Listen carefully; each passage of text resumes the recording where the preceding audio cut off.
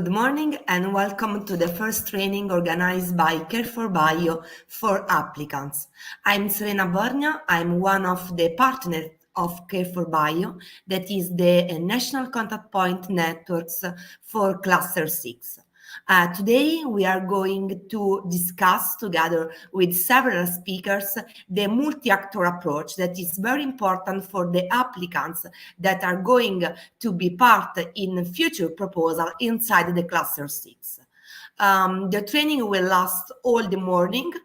We will have several presentations from DG Agri, from REA, from the EU CAP Network, and also from two projects that are going to present some very interesting best practice about the multi-actor approach. Our aim with this training is to explore in deep the definition of the multi-actor approach concept and explain to the applicant how to strengthen the process of co-creation in the proposal phase, and also to give to the applicant some details about this criteria in order to better include the multi-actor approach inside the proposal in a winning way.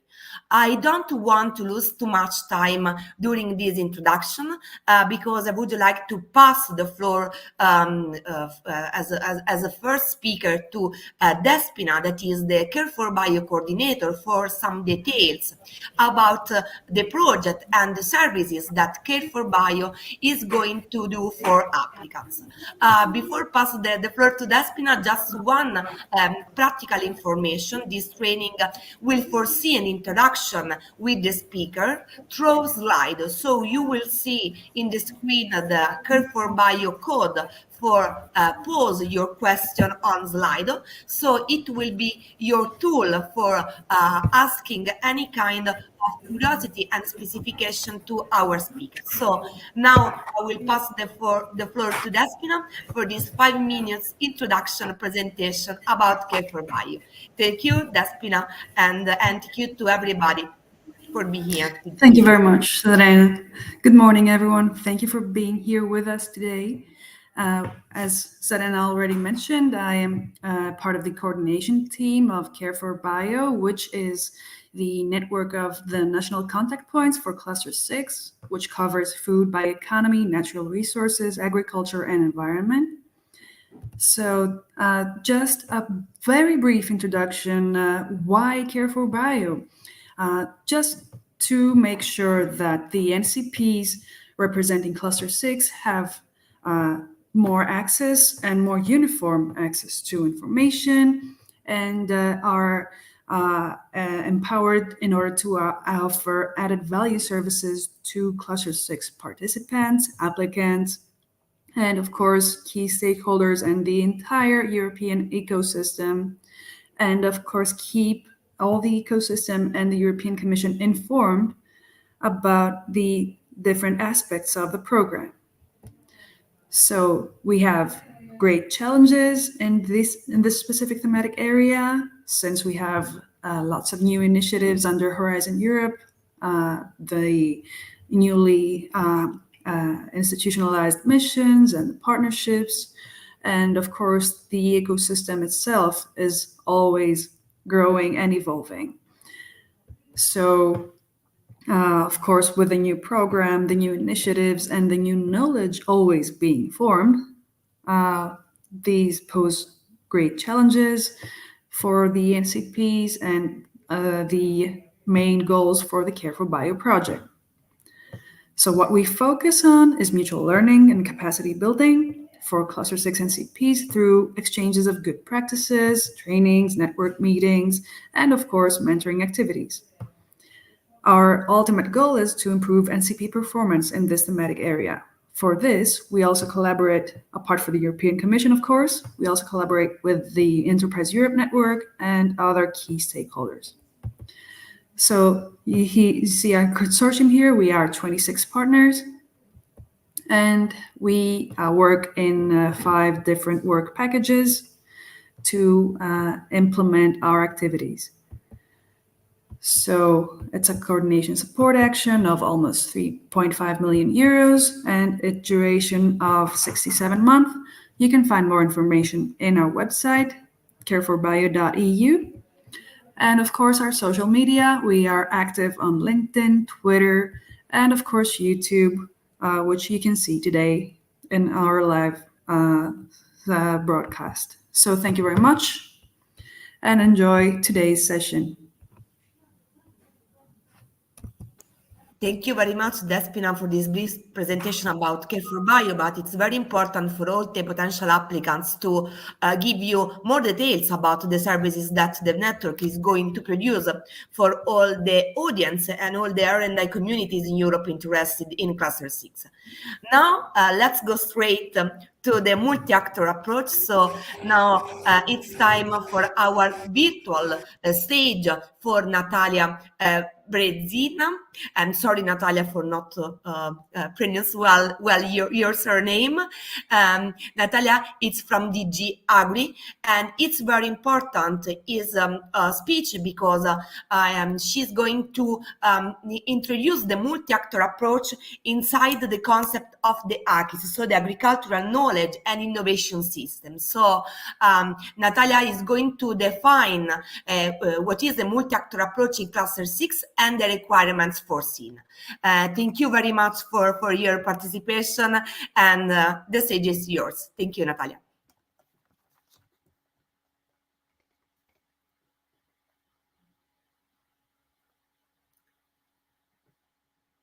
Natalia, can you hear me? I see your face a bit freezing. Thank you very much. I hope you hear me well. Not properly. There is some scratch in the microphone.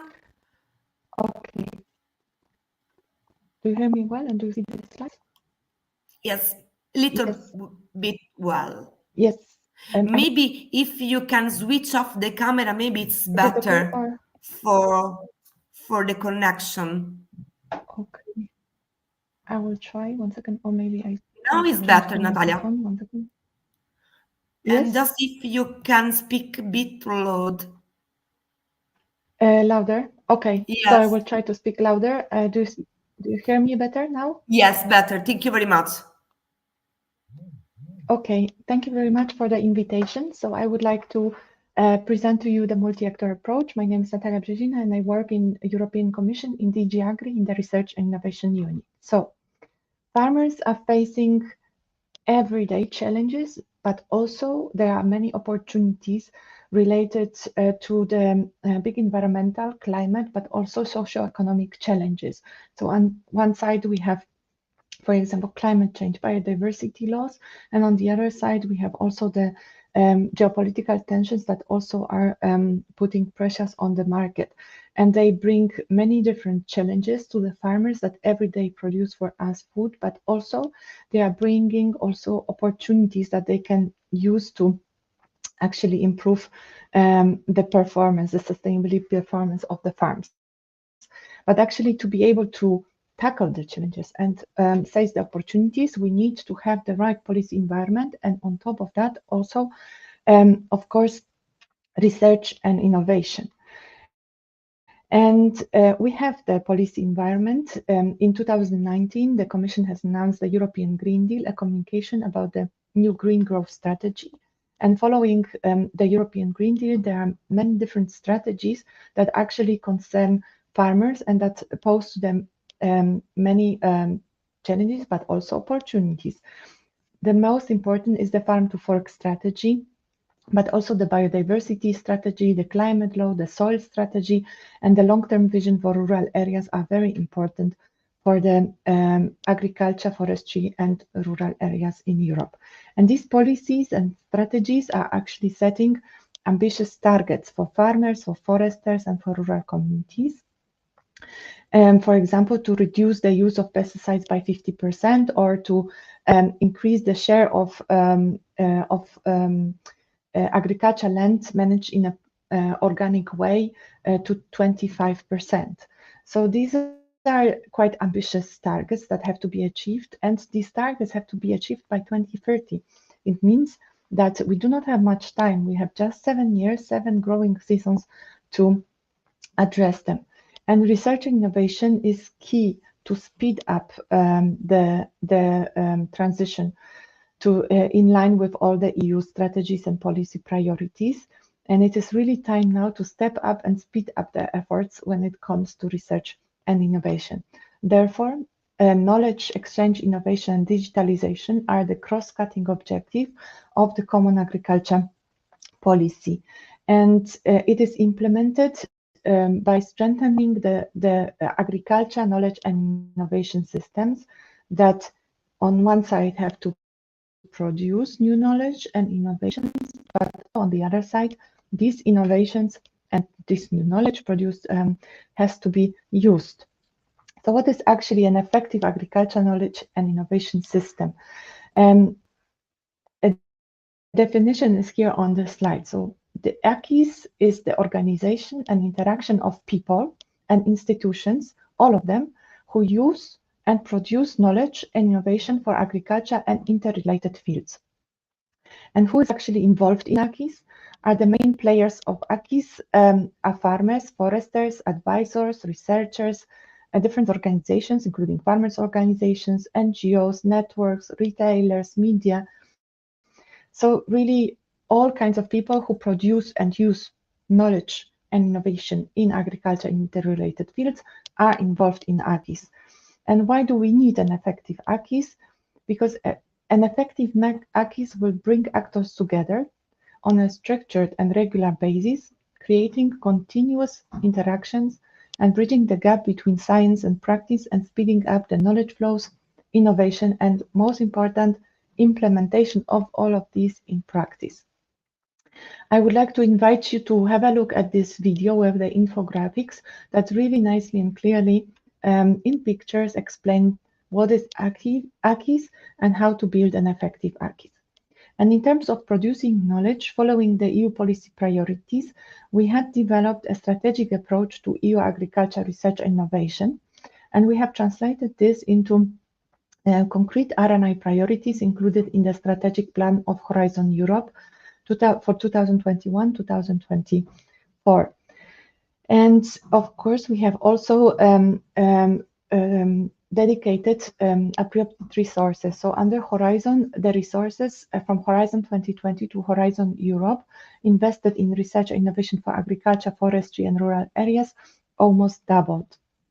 So there is quite an impressive investment in research and innovation ongoing. And as a result, we are producing new knowledge and solutions throughout a lot of research and innovation projects, including also multi-actor projects. And I invite you to have a look into agri-research fact sheets. There are 15 of them that are published on the website of the agri-research conference that we had this year between May and June. And these are also the priority 15 R&I areas in which we invest.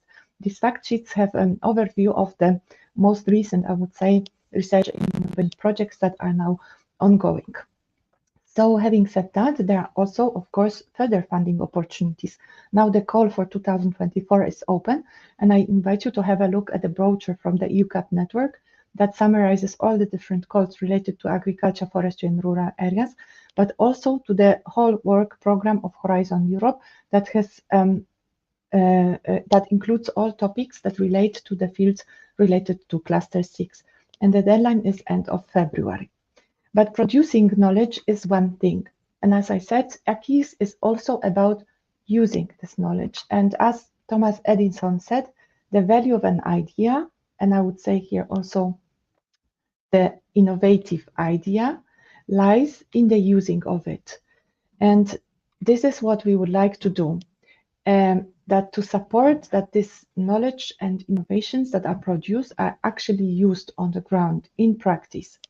And the linear innovation model, where we have researchers producing knowledge and then publishing, and it falls onto the library shelves, and then it might or might not get into the hands of the practitioners, is not very effective and quite slow in making the use of knowledge and innovation. So since 10 years, we are fostering so-called interactive innovation model, and we implement it through multi-actor approach. And as our commissioner said also, we do not only do research innovation for practitioners, but we do research innovation with practitioners.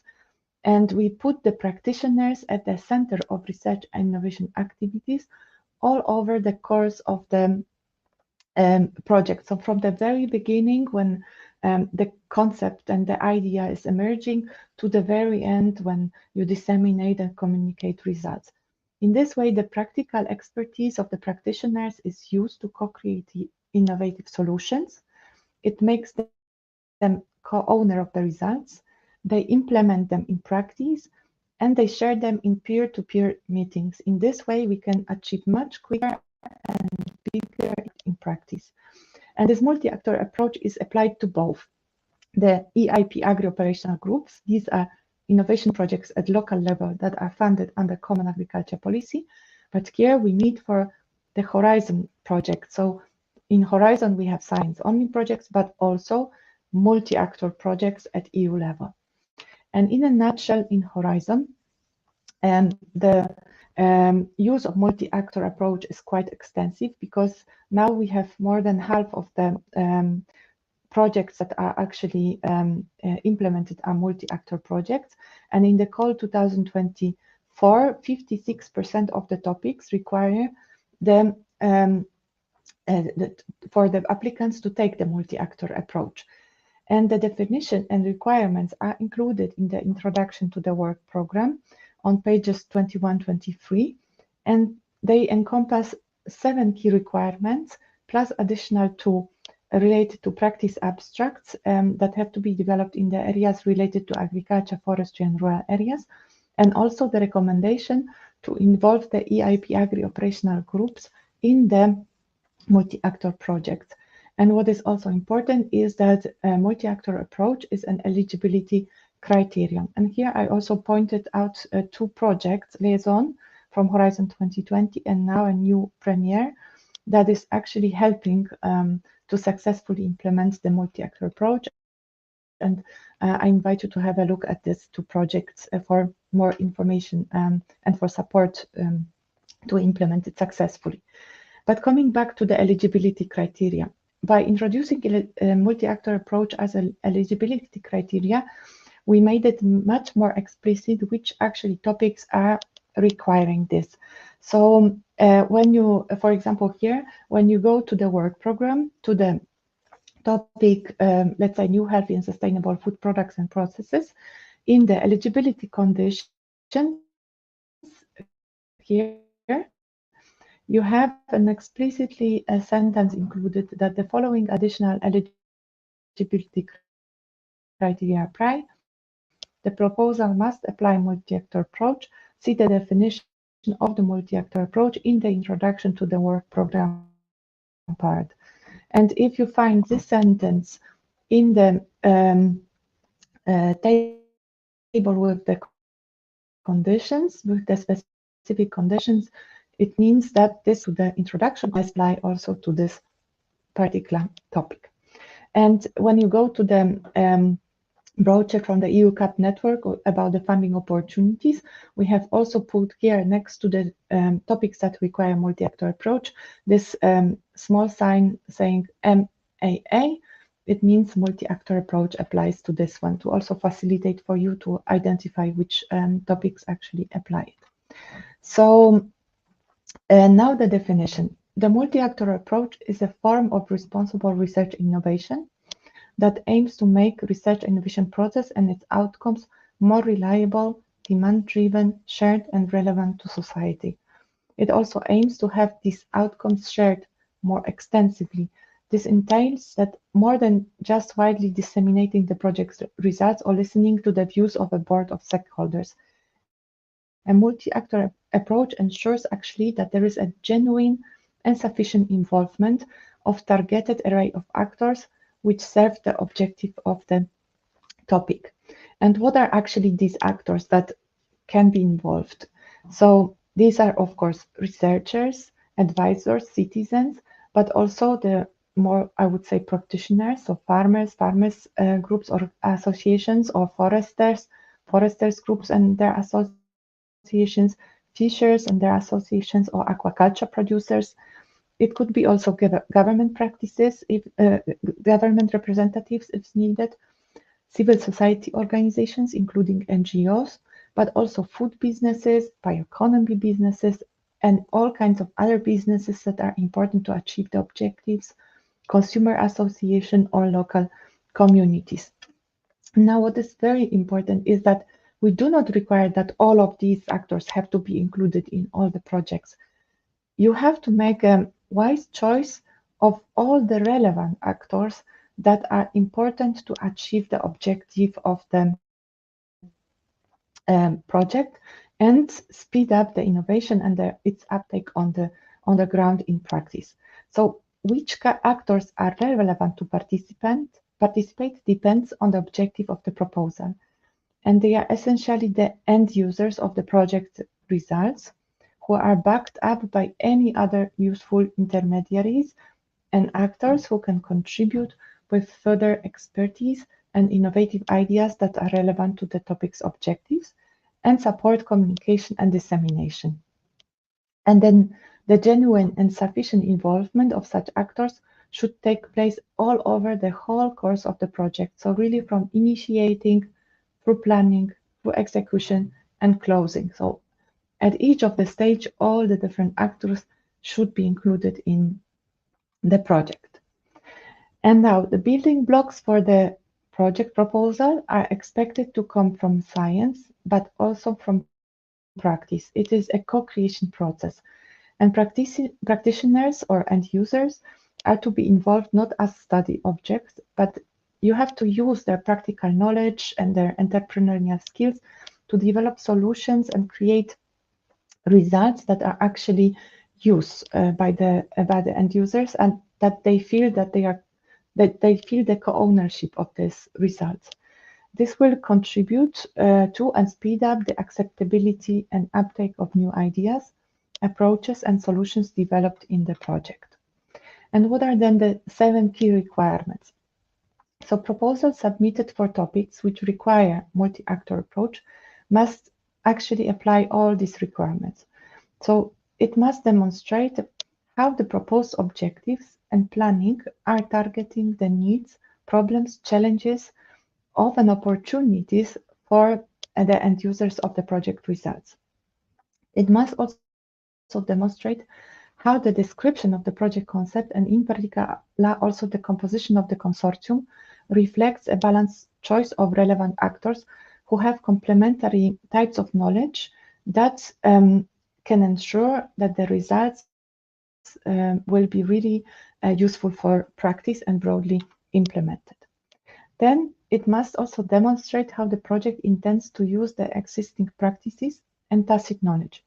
This should be illustrated in the proposal with a sufficient number of high-quality knowledge exchanges between the different actors, outlining the precise and active roles of the different, also non-scientific actors in their work. And the cross-fertilization of skills, competencies, and ideas between the actors should generate innovative findings and solutions that are more likely to be applied on a wide scale. This proposal must also demonstrate how the project will facilitate the multi-actor engagement process by making use of the most appropriate methods and expertise. In addition, it must demonstrate the project added value, so how it will actually complement what is already out there in research and innovation world. It must also demonstrate how the project will result in practical and ready-to-use knowledge, approaches, tools, and products that are easily understandable and freely accessible. And it must also demonstrate how these outputs, ready for practice, will fit actually into the existing dissemination channels that are mostly consulted and used by the end users of the project results in the different countries and regions. And as I said, there are additional requirements for topics that relate to the areas of agriculture, forestry, and rural areas. And one of this is that the knowledge that is produced must be summarized in an appropriate number of practice abstracts in the common EIP Agri format. And for areas falling outside the remit of EIP Agri and CAP specific objectives, Other similar effective solutions for ensuring dissemination at EU level should be sought. And then, where applicable, it is also strongly recommended that interactive innovation groups, such as the EIP Agri operational groups funded under the previous Rural Development Programme and now the CAP strategic plans, become involved in this project. And now I would like to just say a few words, what do we mean by the practice abstracts? So to feed into the databases that are developed now by the EU CAP network, and that was previously also on the website of EIP Agri, but we are working now on a new updated format that will be published soon, and thereby also ensure EU-wide communication. The knowledge and innovation projects should be summarized in a number of practice abstracts in the common EIP gap between science and practice, and address the following main objectives. So to disseminate the results of the project in a concise and easily understandable way to practitioners, to foster knowledge flows and share the results of the projects among the practitioners, to facilitate the development of project proposals with added value, so avoiding also duplication and ongoing and completed projects, and to facilitate networking by enabling contacts between the project partners and practitioners, and to better respond also to the needs, to the real needs of the practitioners. What they are exactly, I would say in just few words, these are short summary for practitioners on the main findings of the project. So how basically the challenges or opportunities can be solved or seized. And this short summary at minimum should include information about the project with contact details to facilitate basically the networking. Then the main results or outcomes of the project activity that are related to what new knowledge or innovative solutions have been developed that solve the challenges or the opportunities for the end users. And then the main practical implications recommendations. So how can the practitioners make use of the results outcomes in practice? What would be the main cost benefits to the end users if the generated new knowledge is implemented, etc., etc. So all kinds of practical implications. And this summary should be as interesting as possible for farmers, foresters, and other end users using a direct and easy understandable language. So this is really important that the language is really understandable. Now, until the quarter 2, I would say, of 2024, we will continue using the Excel file for the EIP Agri common format that is on the old, I would say, EIP Agri website. And then since the second quarter for 2024, we are now working on a new web-based tool to introduce the practice abstracts directly on the EU CAP network that will then feed into the database on the EU CAP network. But concrete dates we will communicate when the web-based tool is ready to use by you. So we will ensure really wide communication that this information will get to you in due time. So in practice, in I would say more pictures, how to build a successful Horizon multi-actor project. First of all, target real needs, problems, or opportunities that are out there expressed by the end users. So really, first talk to them. What are the problems? What are the challenges? Or what are the opportunities that they would like to use? Then choose the consortium partners with complementary type of knowledge and skills to actually help them address the problems or seize the opportunities, including also farmers, foresters, and other end users to benefit from their entrepreneurial skills, but also the local tacit knowledge and the practical knowledge that they have. Involve also multipliers, so people who can bring in practical knowledge and help disseminate the results in the long term. And set up a plan with a clear role for everyone in the consortium, for every single partner that is involved, an actor. And organize knowledge exchange activities regularly in a structured way between the different partners. Also, bridge the gap between research and practice by facilitating the discussions between the scientists, and the end users, and involve interactive innovation groups whenever it is possible or relevant, such as the EIP Agri operational groups. And all partners must co-create and co-decide throughout the whole project. So really involve the partners throughout the whole course of the project. And then illustrate how the project complements existing research and best practices, produce practical information which fits into the most commonly used dissemination channels, and write easily understandable practice abstracts in the EU in the EIP common format.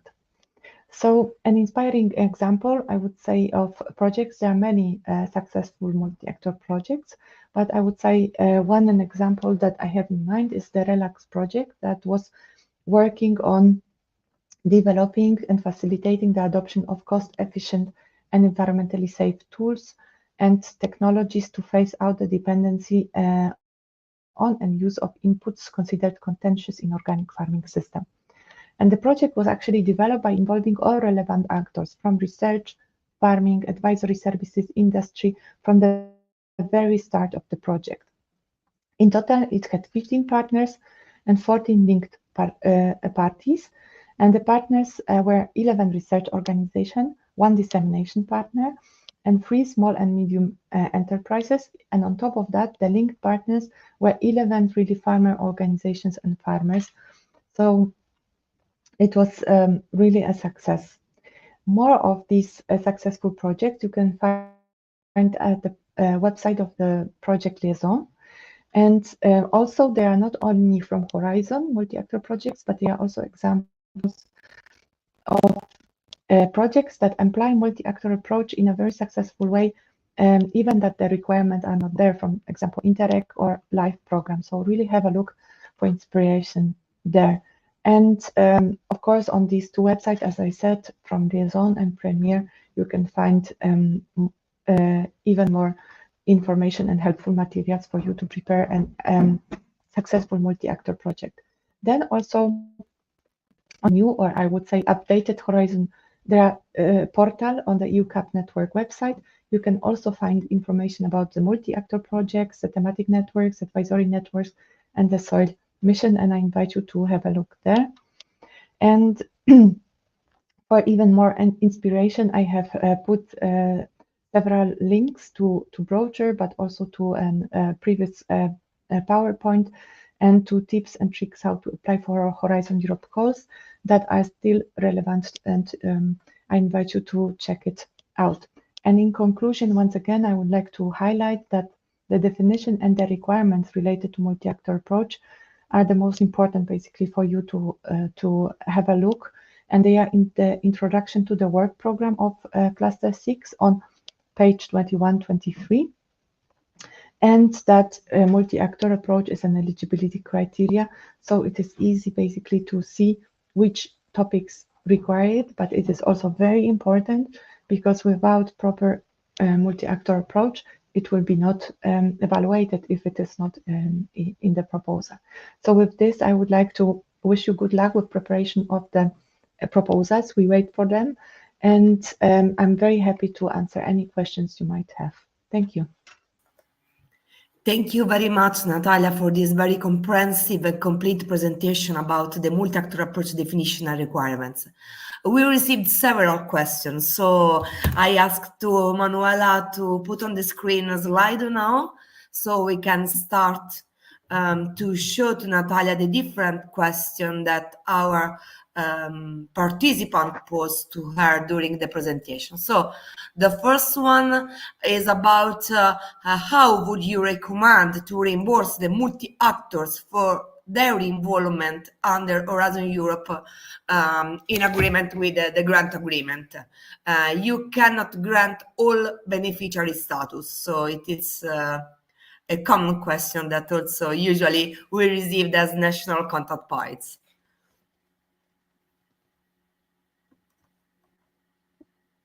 Yes, thank you very much for the question. And indeed, I would say that there are different forms how you can do it by contracting or subcontracting, for example. But I would say that it is important also to treat the actors on an equal basis as partners in the consortium. So it will be good to have them as, I would say, beneficiaries. But if it is not possible, then I would say to use subcontracting, for example, or contracting in reimbursing them for being involved. Thank you, Natalia. I think that also the second question is very close to the first one. In this case, the users say that it is difficult to involve a practitioner as a beneficiary in a project. The administrative burden is not manageable, for example, for farmers. What is your advice for them?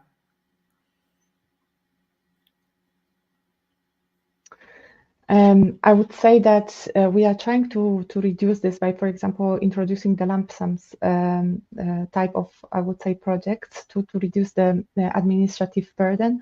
But as I said, that you can find different ways to involve them in the consortium without them to be, let's say, a partner and beneficiary, the direct beneficiary. So basically, I would say that you can, for example, subcontract them or basically, reward them with for the cost incurred that they have by involving them indirectly in the consortium. And there are also different types of partners that project partners possible, and then consider which one of them could be best, basically, for this for a farmer, for example, to be involved in the project. Thank you. The next one is about how can one practically involve the AP Agri operational group or the CAP.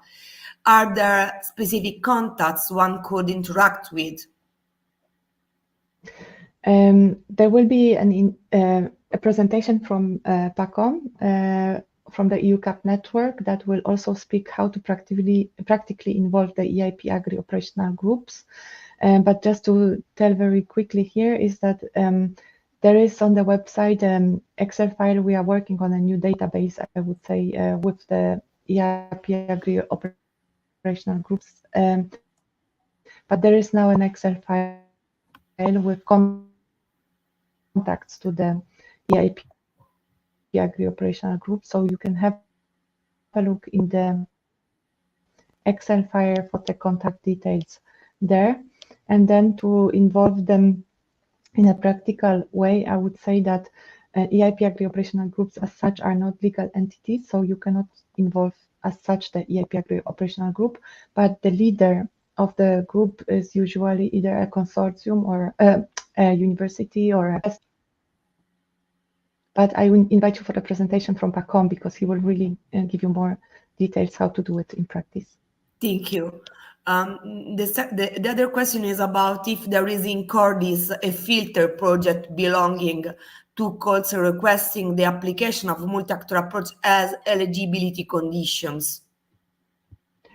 I would say that I do not recall whether there is a filter directly, but what you can do is to open a PDF file with the of the class 6 program, and basically find by saying multi-actor approach, or even the whole sentence that I have showed on you to you on my slide, because this sentence is actually used in every single topic in the same way that applies multi-actor approach. So this will help you identify those that are applying multi-actor approach.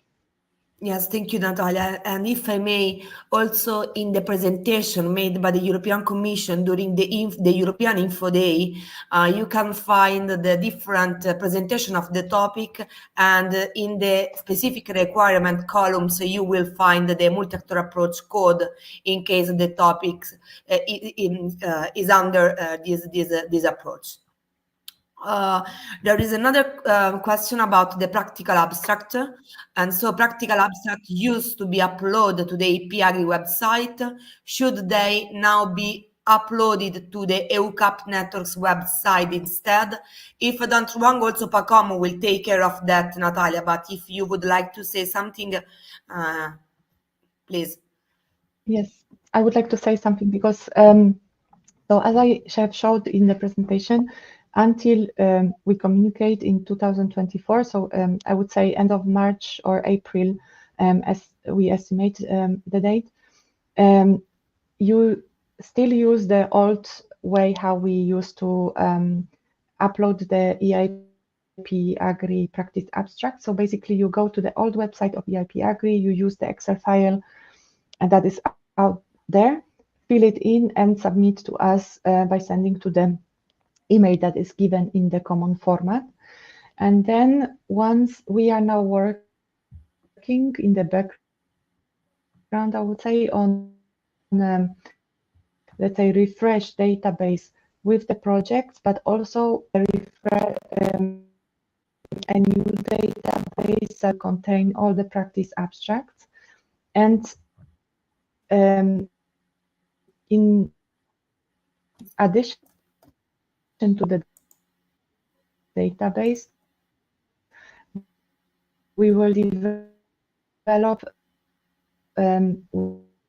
web-based tool that is actually translating the Excel file into a really easy web-based tool into the and then once we communicate to you, we will move to the new EU CAP Network website with the web-based tool and with the database. Okay, thank you. Another question. The definition and condition are clear for the agri-food topics, but what about the application of the multi-actor approach in those topics from other areas?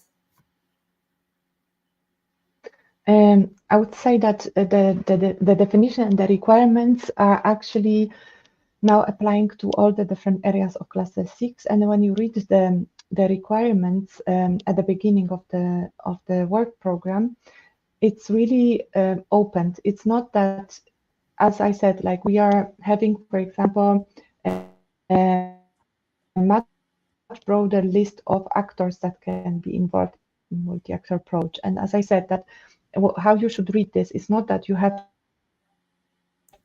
to involve always farmers or always foresters or rural communities. It is about really selecting those that are relevant. So for example, if you have a topic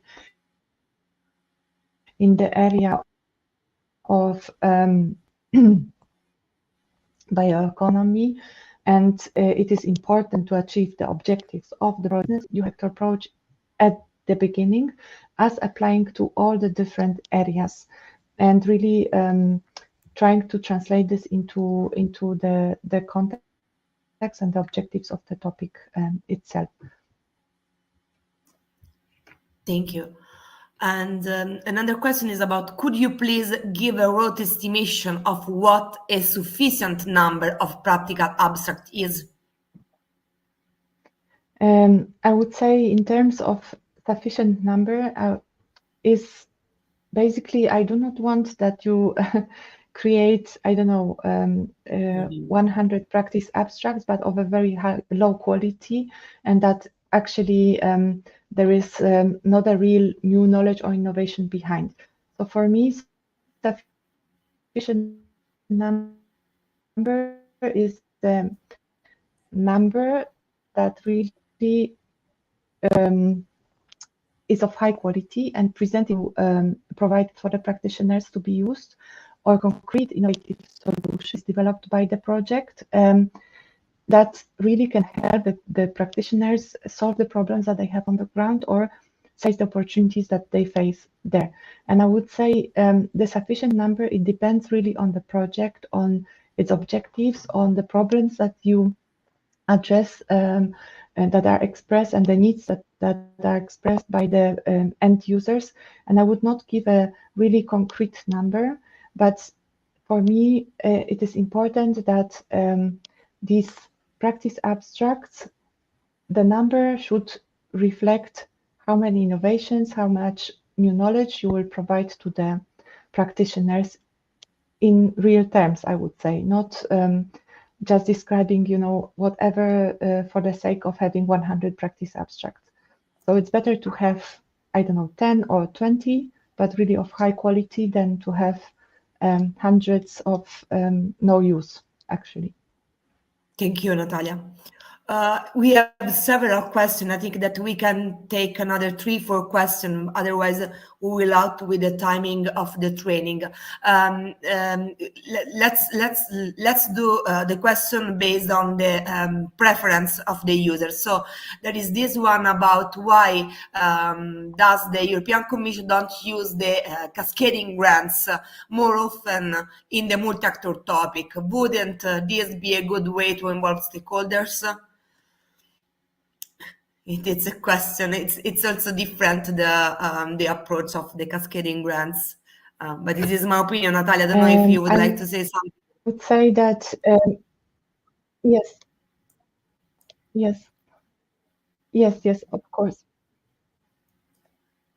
Yes, I would like to say something about this. We would like, as I said in the definition and the requirement, to involve the actors from the very beginning to the very end of the project. So really developing already the idea, the needs that should be addressed by the project. And if we use the financial support to third parties, it means that then the proposal is written basically by a consortium, not necessarily involving those actors that should be, I would say, from the very beginning. And only then, once the project is selected and implemented on the ground, you can then use the financial support to third parties by developing the calls for example, involving the third parties along the project.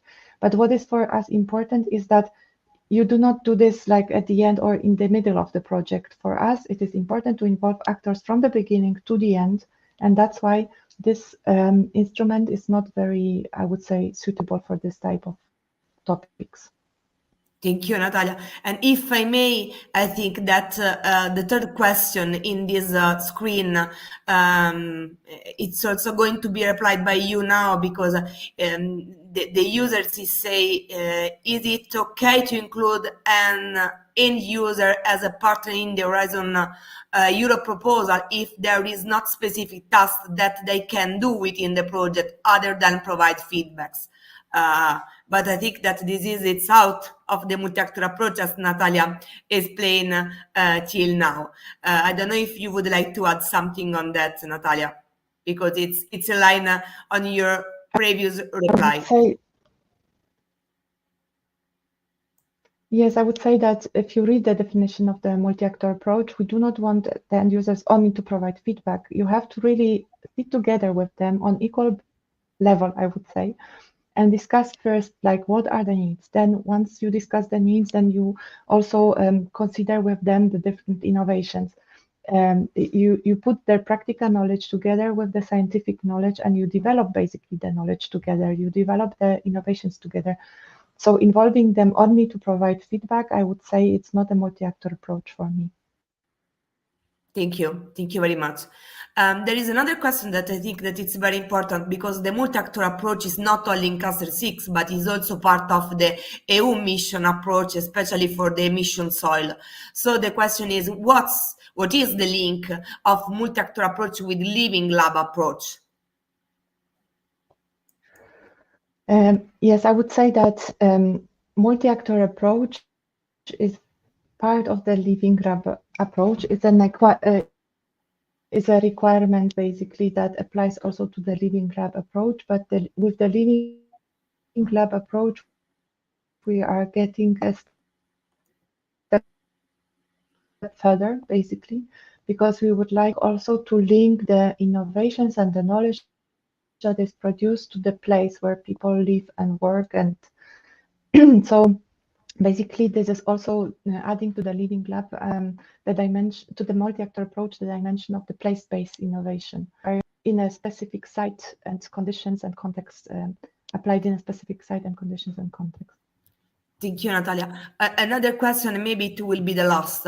There is a lot of confusion in the users between the stakeholder engagement and the multi-actor approach.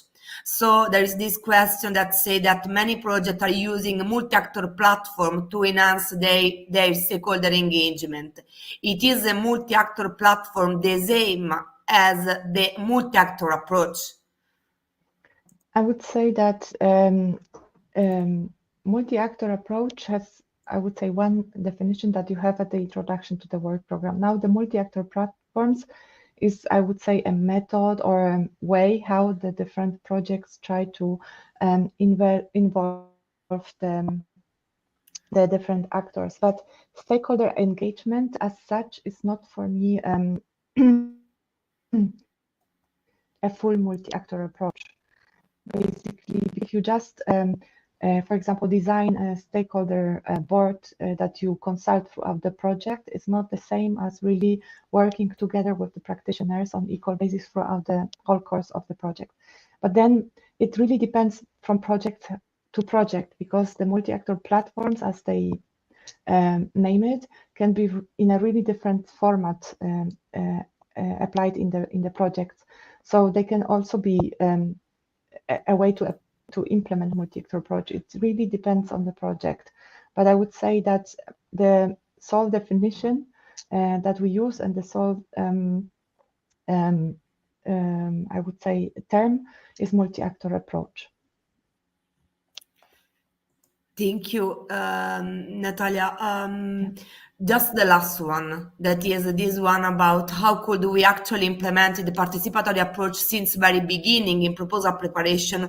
Usually any funding is available, which often is needed.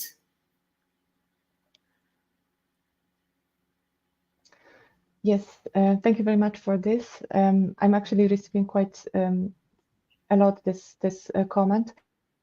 I would say that basically you have to find some different inventive ways how to involve the actors from the very beginning. I know that there are proposals written in multi-actor way from the very beginning, so it is possible. Also, I would say to outreach to the premier projects, because they have different tools that can help you with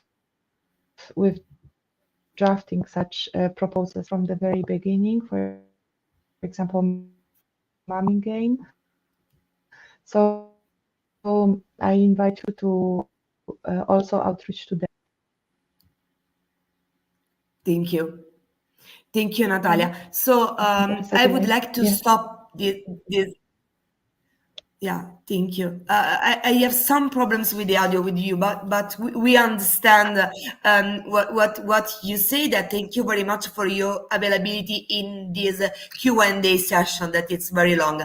I have other questions, but probably also the speakers that will came after Natalia can help us to reply. So I ask to our participant to be patient on that, but I'm sure that also Astrid at PACOM will reply to some of your questions. Natalia, so thank you very much for your presentation and also for for the reply that you give to our audience. And I'm sure that we are going to cooperate more inside Care4Bio, because the multi-actor approach, it's a very important topic of interest for our R&I community in Cluster 6. So thank you very much again for your participation. And now I would like to pass the floor to Astrid Guffer, that is from REA, the research agency of the European Commission. And Astrid is going to give us some details about the multi-actor approach in the preparation of the proposal. So during the writing of the proposal in excellence, impact, and implementation session, and in the evaluation proposal. Astrid will give us also some suggestion about do's and don'ts inside the proposal phase. So Astrid, thank you very much for being here together with us. Now the floor is yours, and I suppose that a lot of questions will also come to you during your presentation. Thank you very much. Thank you very much, Serena. Good morning to all. So my name is Astrid Giffard. I work in the European Research Executive Agency in Brussels, and I'm the project officer. Actually, I'm the project officer at CAP Bio, and also the Premier project, which will be presented later. So thank you very much for inviting me to share some experience in the evaluation of the multi-actor approach in horizon calls. So actually, I have already delivered this presentation on the evaluation on the multi-actor approach in the EU CAP Network brokerage event organized by DG Agri in October. But then I was invited by the national contact points to reiterate the exercise and to have an exchange with them on this process. So I will show you some of my slides. So indeed, I will share with you the process we go through when evaluating a proposal. So the key information to prepare the evaluation is to focus on the topic text that is provided in the Horizon Europe work program. We recommend checking the text in the PDF version so you can see very well the structure of the topic descriptions and all the necessary elements to be included in your proposals. So for multi-actor approach topics, you need to consider the definition that was presented by Natalia, and it is on page 21 to 23 of the work program. So indeed, now in Horizon Europe, it's an eligibility criterion and an integral part of the topic text. So regarding the evaluation documents at hand for evaluators, they need to use the standard evaluation forms on the portal. So indeed, using the appropriate criterion depending on the type of action, whether it is a coordination and support action, an innovation action, or a research innovation action. Then indeed, you have the topic text that is available on the Funding Internals portal and also on the work program online version.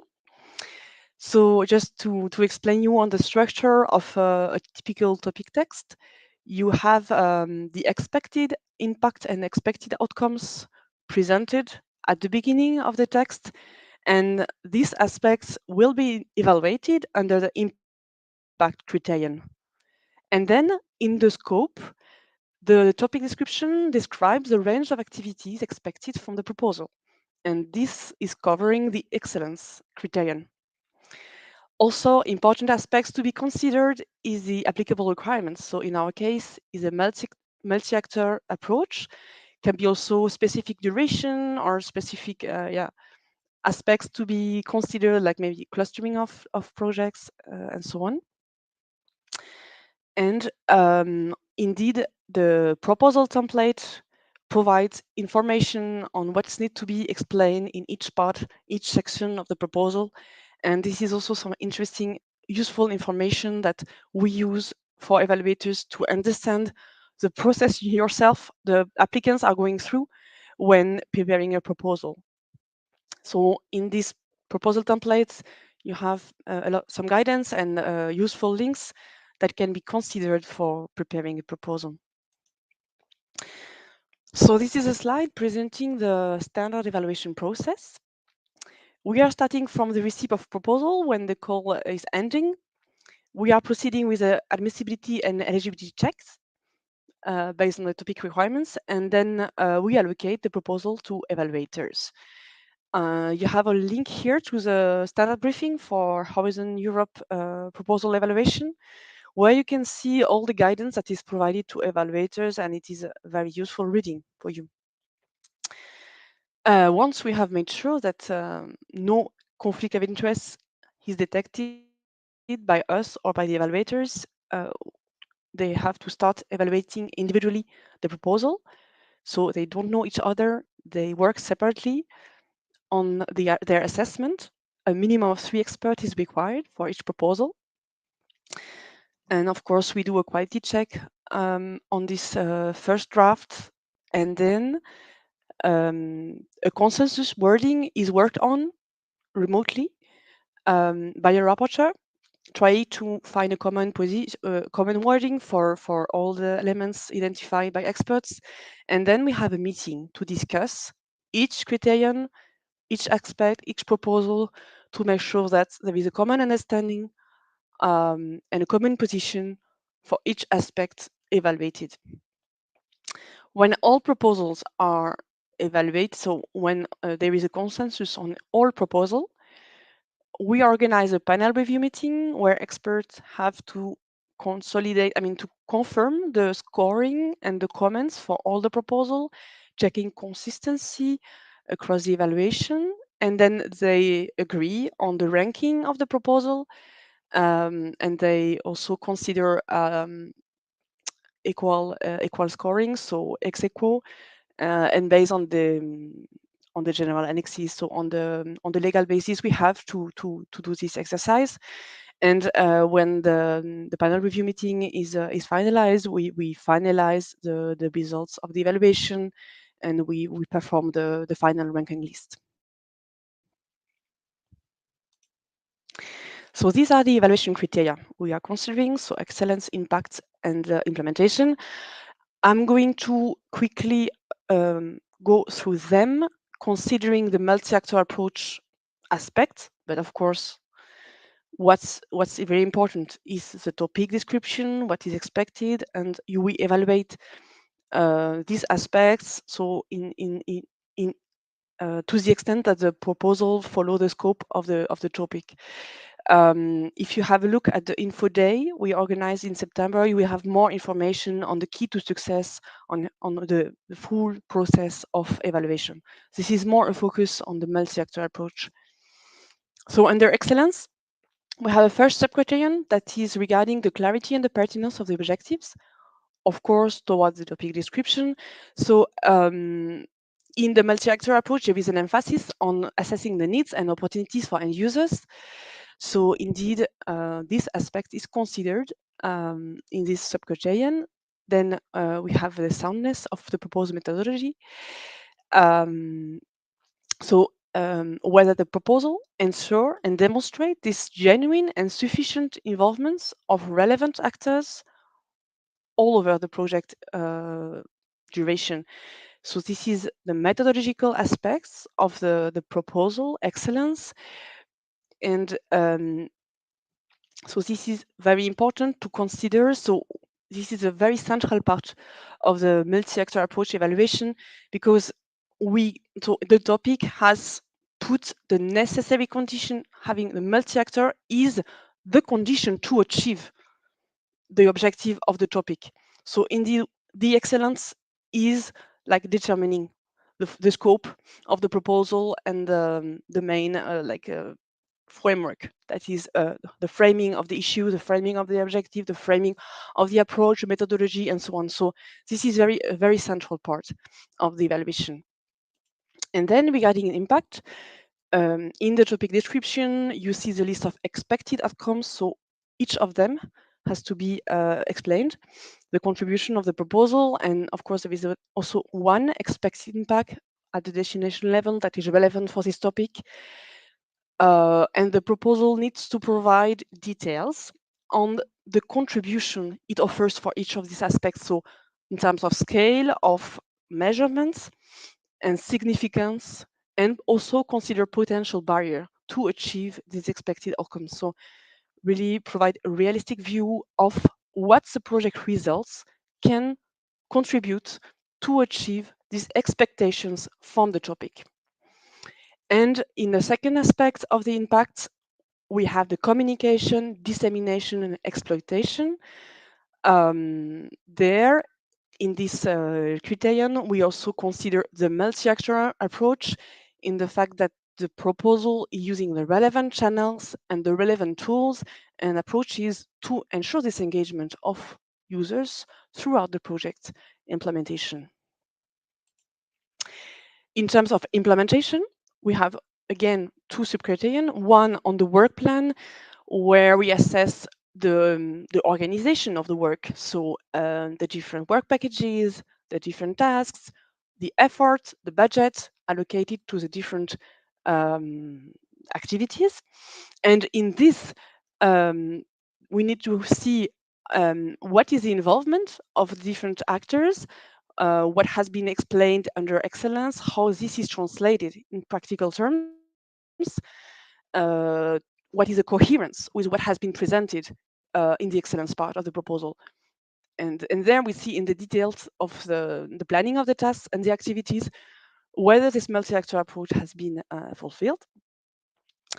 And in terms of capacity and role of each participants, then we also have this element of the multi-actor approach, that the composition of the consortium needs to be a balanced choice of relevant key actors that are needed to achieve the objective of the topic.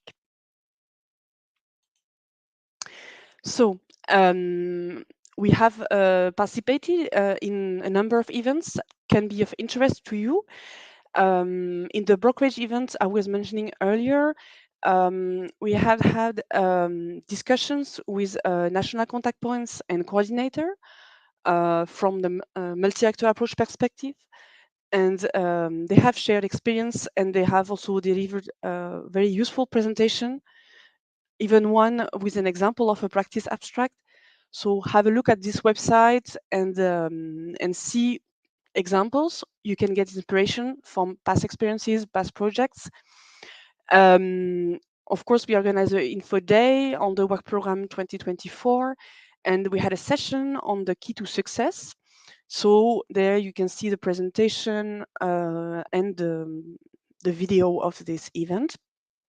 Also, the multi-actor approach has been considered in the Agri Research Conference in May this year. There was a breakout session on tools and skills. There you can also have a look at the presentation and the discussion. And also our agency, we are organizing also Coordinators Day to facilitate the exchange of best practices among coordinators. And also you can have a look at these resources, and always regularly check the funding entrance portal, because the Commission organizes regularly Horizon implementation days, where you also have guidance on practical aspects of proposal preparation, grant management.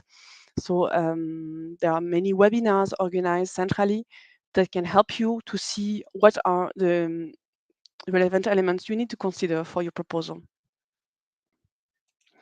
And now I'm going to show you some inspiring example from Horizon 2020, because in a nutshell, I mean, the multi-actor approach has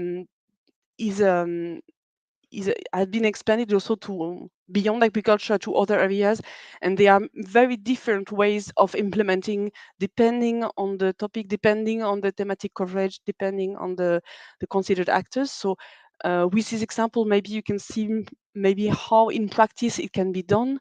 So there is a live seed project that has been launched in 2017 with 48 organizations from 18 countries, gathering researchers, breeders, producers, and organizations. And this project has delivered high quality results, have been very useful to inform the regulatory process on organic seeds. So the engagement of organic farmers have really led to very practical evidence that has been shared also on the Organic Farm Knowledge platform. And so there has been a high interest from the Commission, the Directorate Generals.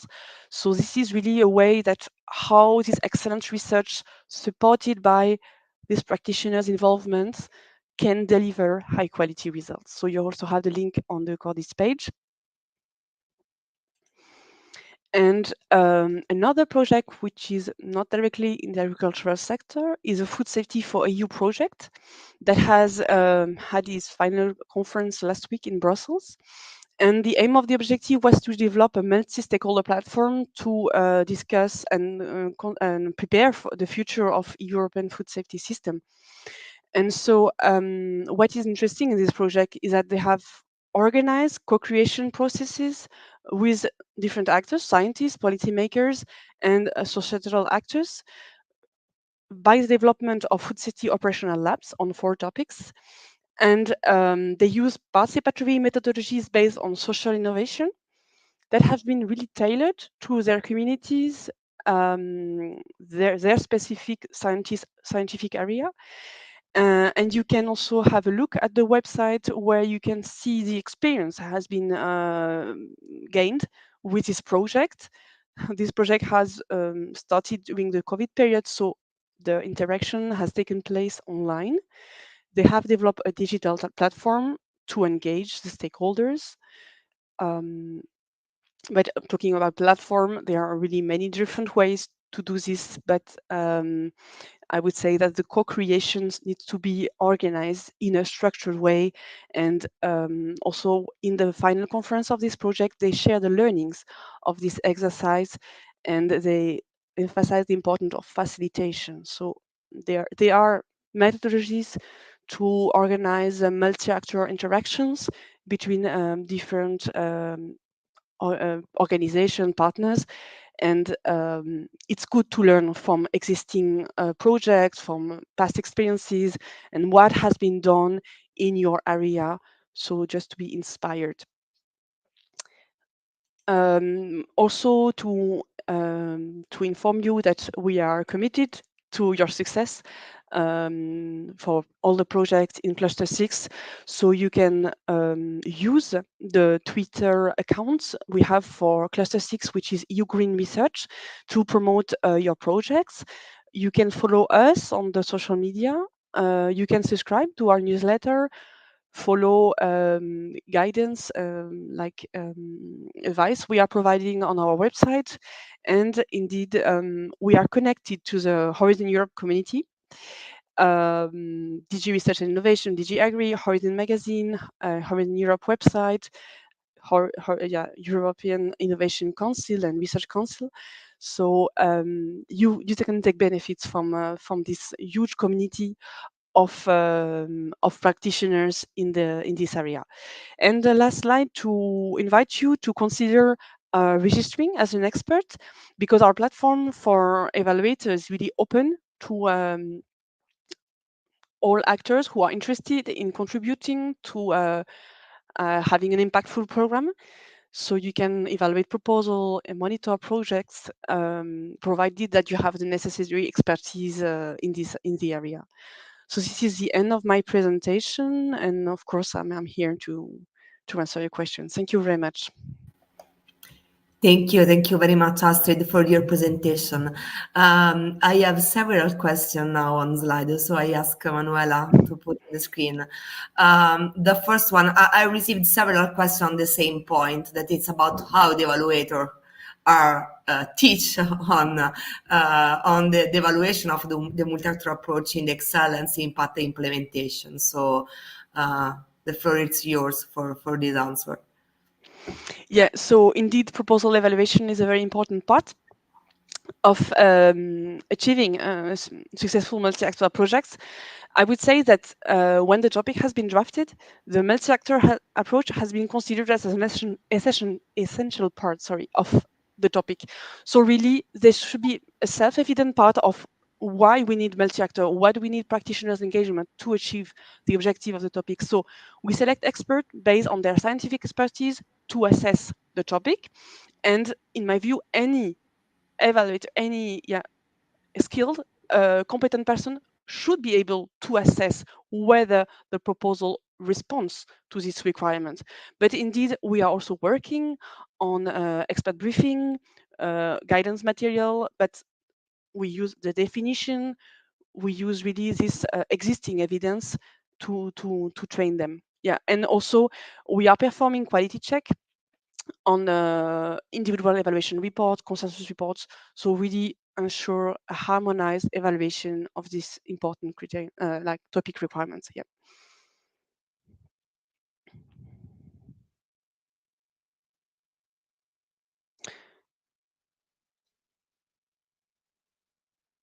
I think you're muted, Serena. Sorry.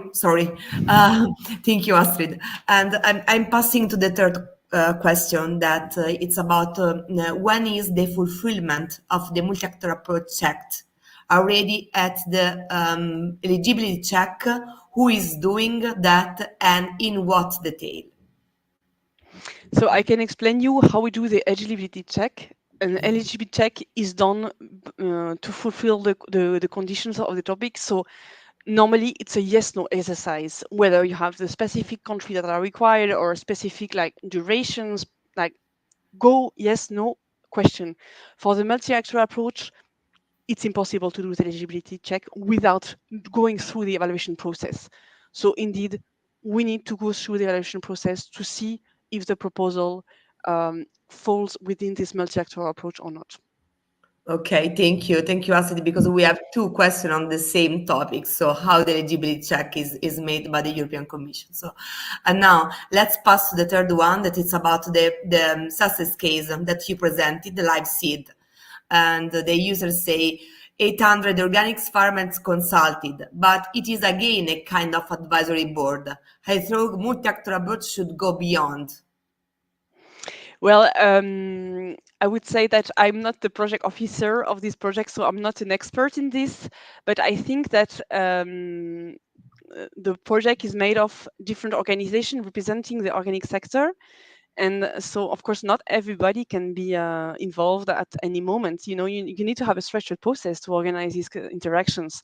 So at some point, involving organic farmers in the project is also fine. You know, the importance is how you structure your activities, and you make sure that you have this demand-driven innovation.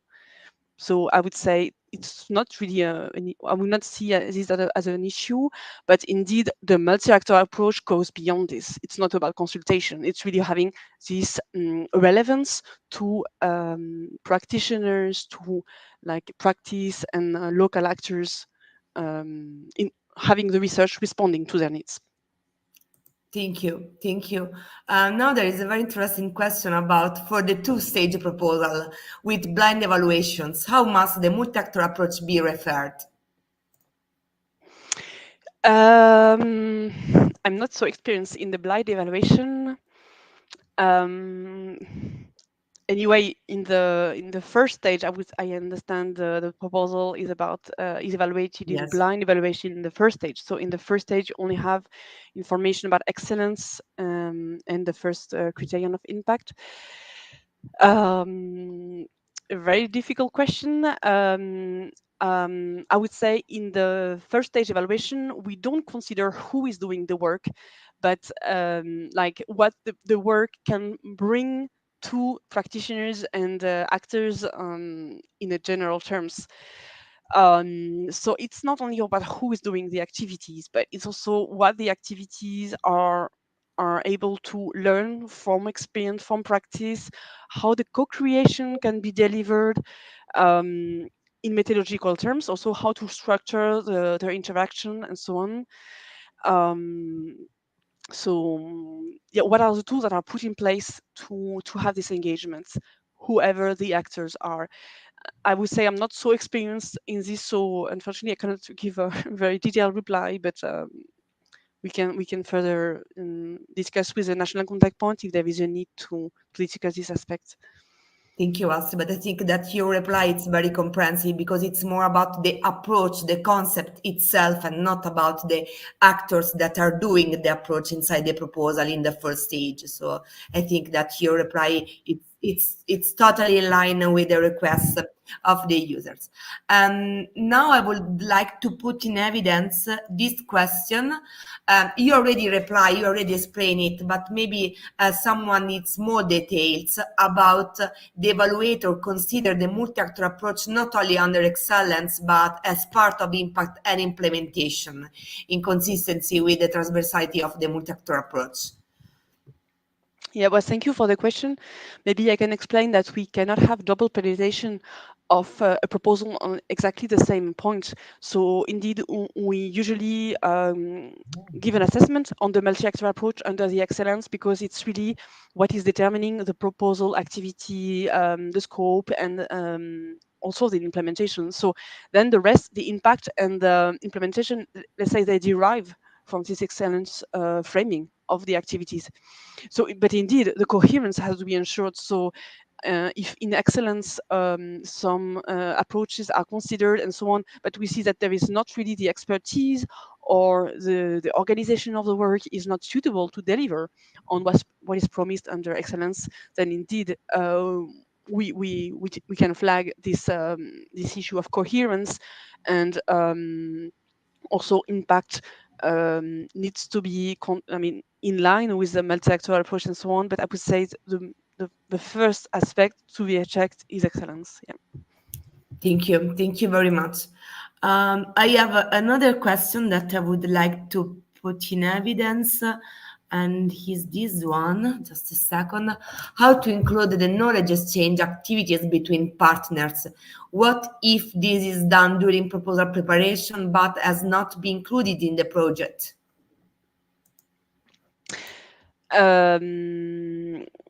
Well, indeed, the knowledge exchange needs to go through all the activities. Of course, in proposal preparation, but also one of the key requirements, one of the 7 requirements, I think, is about how the project intends to use existing practice and tacit knowledge, sufficient high quality knowledge exchange activity outlining the precise and active roles of non-scientific actors in the work. So this exchange has to be really organized throughout the proposal, the project implementation. So indeed, yeah, this is something that you have to consider, that it is demonstrated at proposal level, but also within the task and the activity of the projects. Yeah. Thank you. And in your experience, is it needed to design a transversal work package for a multi-actor approach, or is it okay to include a dedicated task and identify exchange activities with other tasks?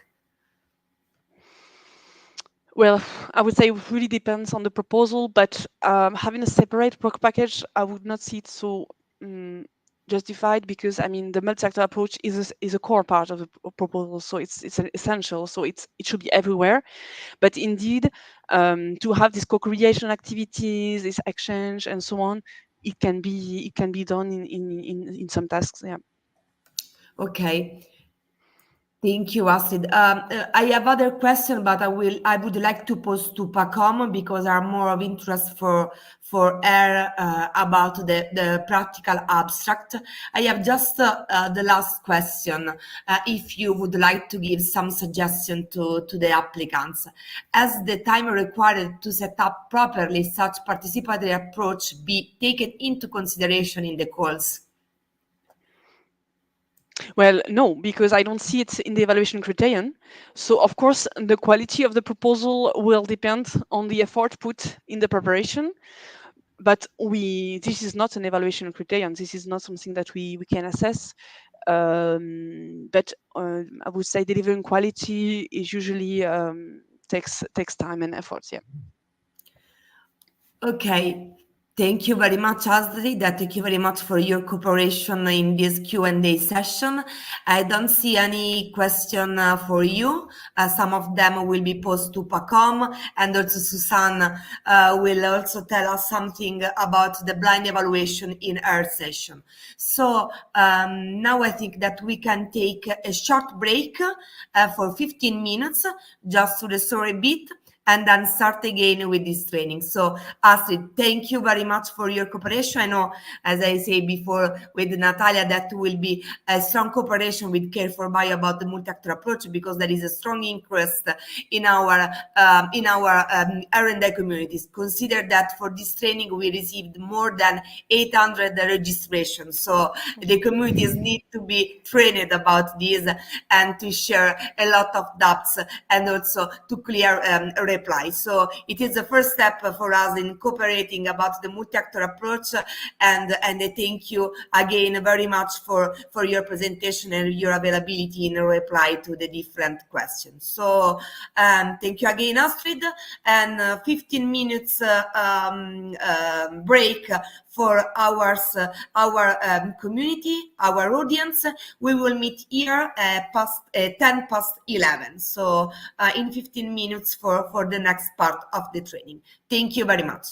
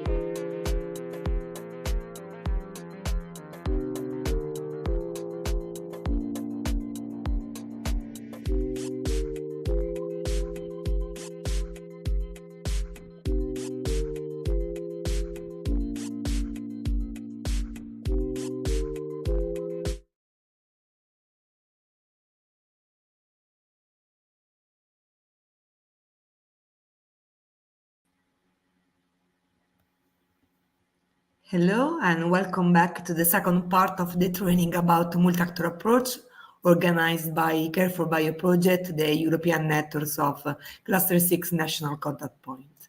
I hope that you restore a bit with a coffee or tea. And now we should continue with the approach, the multi-actor approach, with the presentation made by PAGCOM from the EU CAP network, that it's about what applicants need to know from the AP Agri to write a successful proposal, and where to find and how to involve operational group. We received several questions on this point during the first part of the training. So now PACOM will detail better this part in our training. I ask to the technical part of the training, to Emanuela, to put Pacom on the screen, because now it's the turn. Hi, hello, Pacom. Nice to Hi, see good you. morning. Yeah. Good morning. Thank you for joining us in this training. So now it's the part of the UCAP network and the AP Agri relation inside the multi-actor approach. So now the floor is yours. Please start with your presentation, and then I'm sure that several questions will come to you. Thank you. Thank you very much, Sabrina. Yes.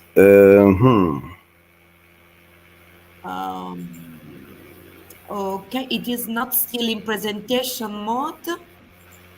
Yeah. But yeah, if I go, is it okay now?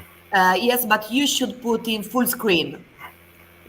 But this is my presentation should be in full screen, or Now it's perfect. No. Yes. Now we can see it. Thank you, Yeah. Paco. Thank you. Thank you once again for inviting. I think part of a lot of questions has been already, some of the topic has been already tackled at the beginning. I will mostly focus on two key points that are where to find operational group and how to involve them. But before we start, I will just give a brief reminder of what is EIP, but also what is the EU CAP network now, because we moved from EIP network to EU CAP network. So first of all, regarding the EU CAP network, as you know, two existing networks were merged in one single one. So the ENID, the European Network for Rural Development, but also the EIP Agri Network. So now the current EU CAP network has, as you can see on the slide, let's say three strands. One is the CAP implementation, that is dealing with the CAP strategic plans, and the innovation and knowledge exchange, including EIP, that we do summarize as EIP Agri support under the EIP Agri support facility. And then you have the evaluation with the evaluation help desk. And there is those three strands are also linked with the support facilities. I would say the network support unit, because the contact point that used to be for ENID is still named contact point. The service point is now support facility, but dealing with the same service as in the past. The evaluation help desk didn't change the name, but there is a fourth component, that is the communication and evaluation, communication and event support. That one is a new one that is taking care of all communication related activities in the CAP network, but also the logistics. Now, regarding the support facility for innovation and knowledge exchange, including EIP Agri, that we shortly call EIP Agri Support Facility, or EIP Agri SF. We have first our role as a help desk. So some of the questions related to the multi-actor approach, and a lot of other questions regarding the CAP, and especially innovation in CAP. We are tackling them in the help desk. So all the questions that we do receive, we do respond. There, it is quite important to know that if you ask your question in French, we answer in French. If it is in German, we will answer in German. But if you ask it in English, don't expect an answer in German. So that is one point. And we also have, as usual, networking activities, focus group workshop seminars, and that are things that were already in our package, but quite new activities related to AKIS that Natalia also explained at the beginning. There are the cross visit and the brokerage activities. I think some of the brokerage, one brokerage activity was highly mentioned during the previous presentations.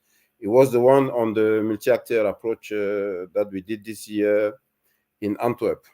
And then we have also the cross visit. This is also quite new, where we do gather operational groups and making sure that they do exchange the outcome of their project, and also stimulating further collaboration or transnational collaboration or cross-border collaboration. And we also highly invite them to join multi-actor project at EU level. And then an important tool is the database. In fact, databases, because there are quite a lot of them, but you find them on the website. But also there are different publications. This is something we keep doing. You can go to the new website. I would suggest to go to the EU CAP Network website, because the old website is no more functioning. You can only read things there, but you cannot upload anything there. There also, just to clarify something that I mentioned today regarding the practice abstract and the common format for operational group and Horizon project. They are no more available on the old website, but currently on the new website, so the one on the website of the EU CAP network, you have the one for operational group. In principle, normally we should have by now the one for Horizon, so the practical abstract for Horizon. But due to some technical reason, the web developer is not able to display them for the moment. But it is agreed that at least by end of this year, you should have the template available. And also all the practice abstract will be visible at that moment.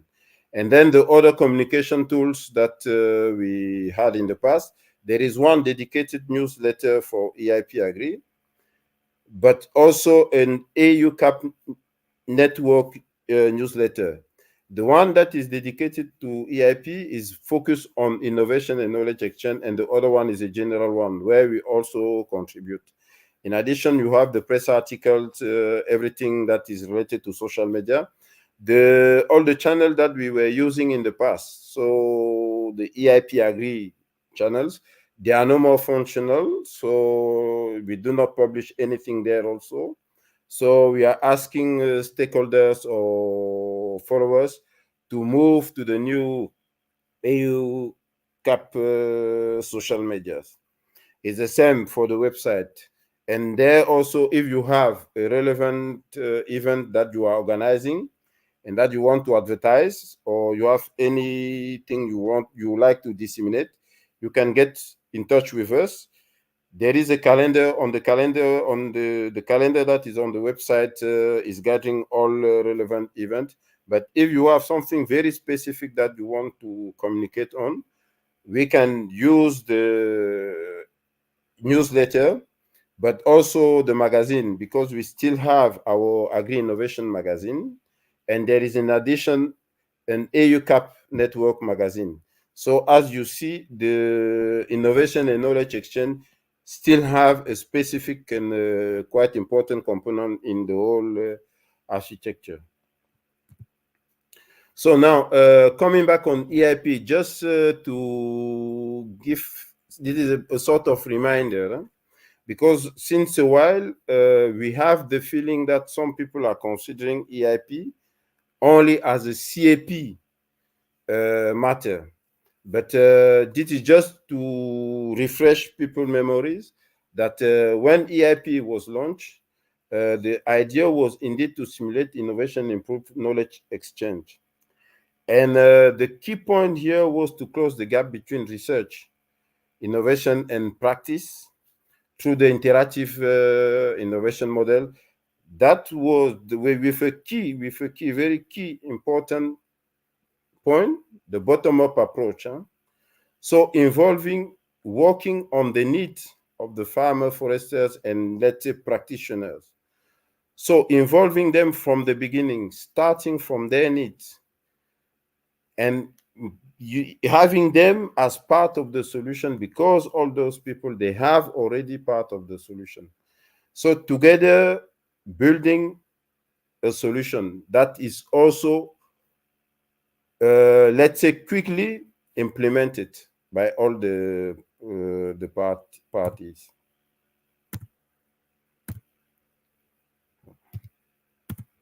I'm blocked. Yes. So, oh no. Yeah. So I think here is an important slide.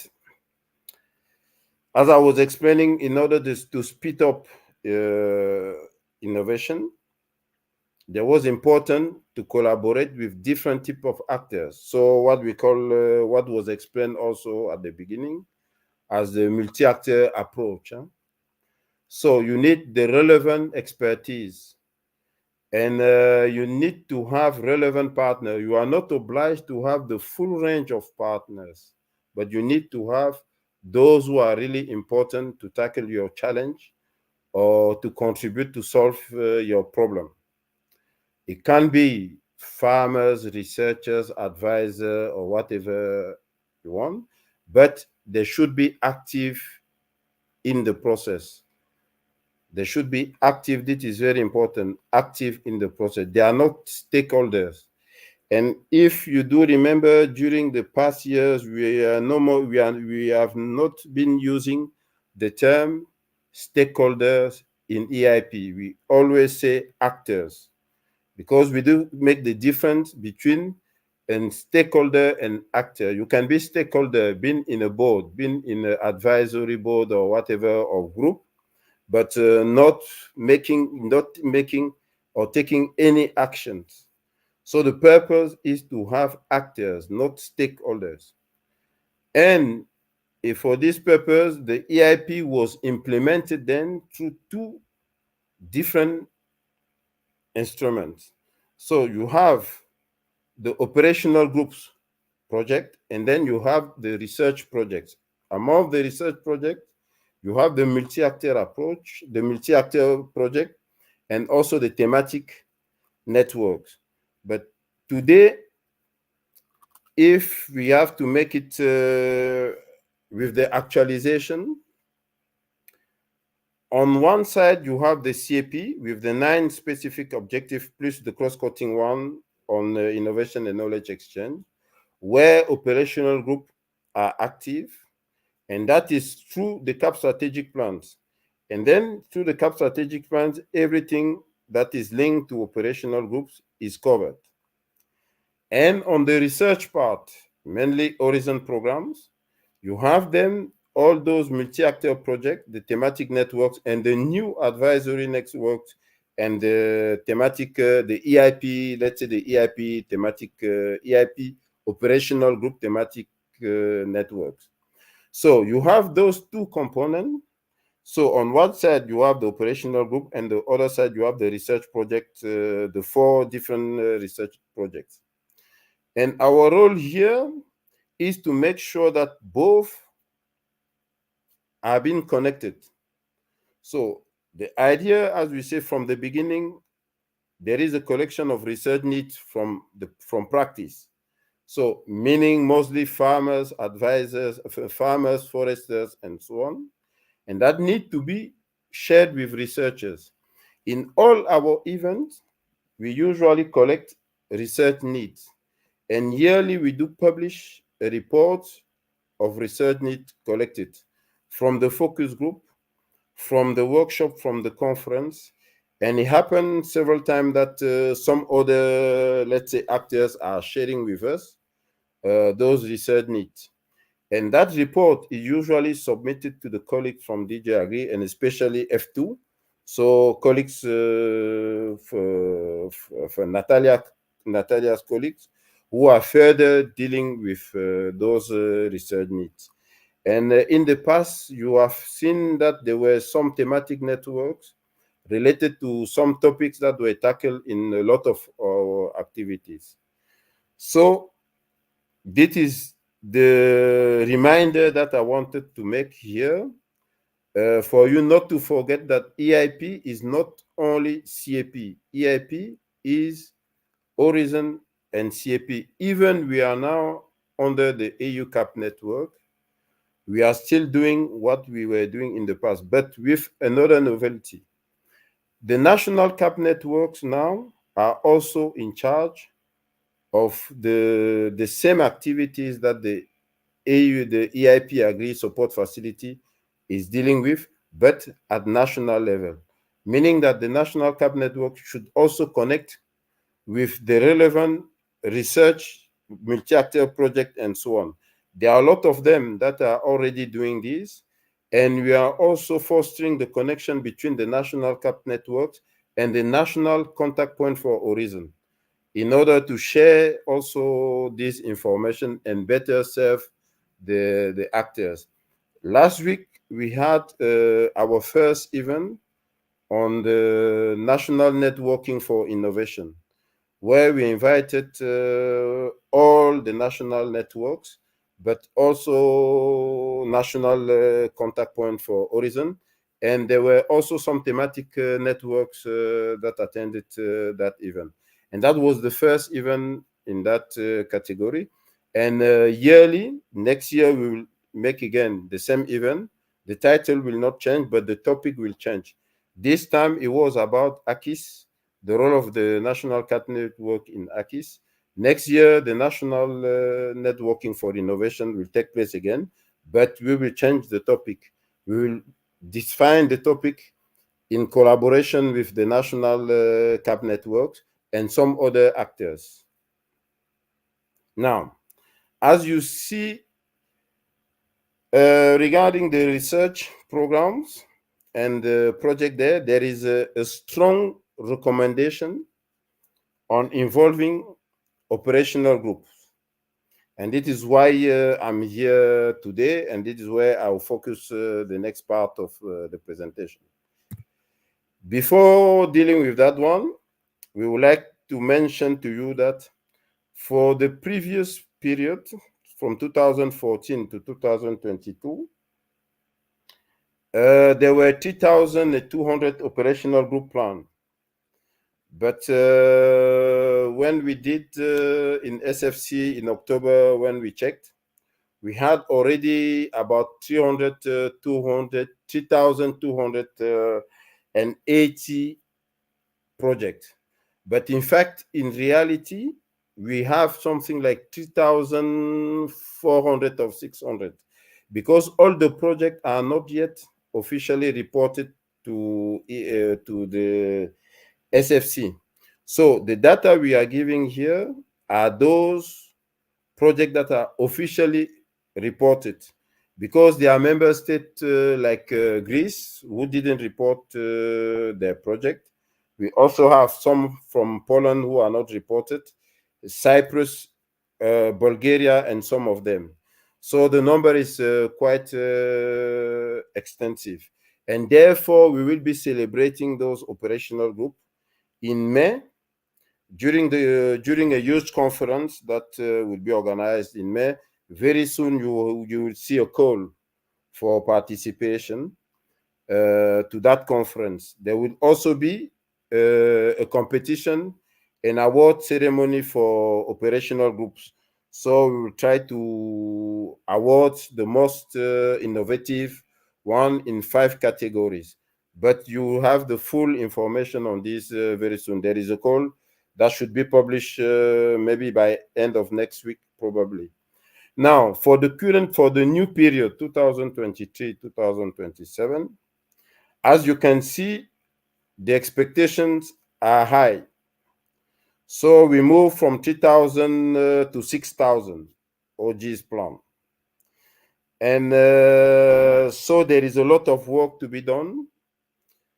So therefore, it is important from the beginning now to know how you can find OGs and how you can work with them. I will give some tips, but keep in mind that you can also be creative and innovative at your own level. Now, here you have a short, this is an update from September. What are the topics covered by operational group? You see, there is a huge diversity of topics that they are covering. I will not go to this in detail, but the only thing I would like to mention here is to say that for this new period, the operational groups are covering all the specific objectives of the CAPs. And if you look at those specific objectives, they do correspond to the topics that are covered in the cluster 6. So everything that is in cluster 6, normally you will find it under the CAP also, and especially among the operational group that are now active. Now, key question, where to find operational groups?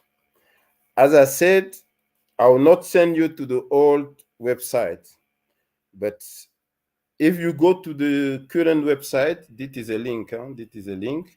If you go to the current website, when you click on the current website on the toolbar, you will see practice, project and practice.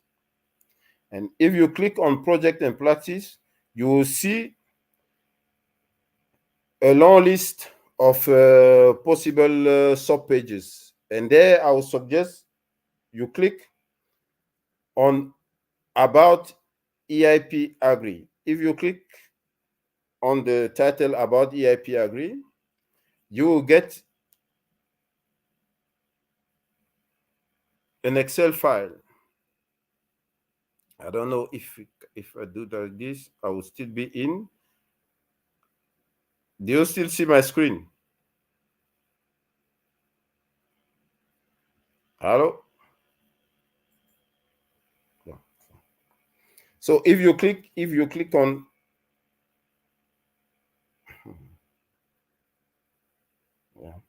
if you click on About EIP Agri project, you have an Excel file. And it is a huge Excel file where you have all the EIP Agri projects, operational groups, but also Horizon project, thematic networks, multi-actor project, and so on. You can filter then what you want there. And normally in that Excel, you have usually contact detail of the project coordinator. And on the same page, on the project and practice, if you click on operational groups, you then have a link that will direct you to the old operational group database that is on the old EIP Agri website. But there you cannot download anything. You will see the project, you will read, you will have the data, but if you want to contact someone, it means that you have to make it manually. But the Excel file that you have on the About EIP project has all those projects. So you will find the same project on that Excel file. The only difference is that there you do not need to filter the Horizon project. You only have operational group project that will appear. But the issue now is that you cannot download them. If you want to take it, it will be manual. Another point where you can find operational group you have here, I displayed here, the link to existing national database for operational group. All of them are not updated, but they are quite actual, I would say, and they are in national languages. So meaning that if you go to the Italian one, normally you have some regions. If you go there, you have the project in Italian. The one on, I don't know, in France, you have them in French. But however, as you are building a consortium, in your consortium, I do imagine that you have some different countries.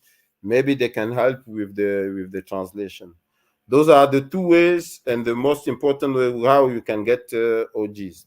But now, if you do not find the contact details, normally we have the contact details, but before sharing with you the contact detail of the OGs, we will need an authorization from DG Agri because there is a GDPR rule there. But if there is no issue, you can get back to us and then we'll provide the data to you.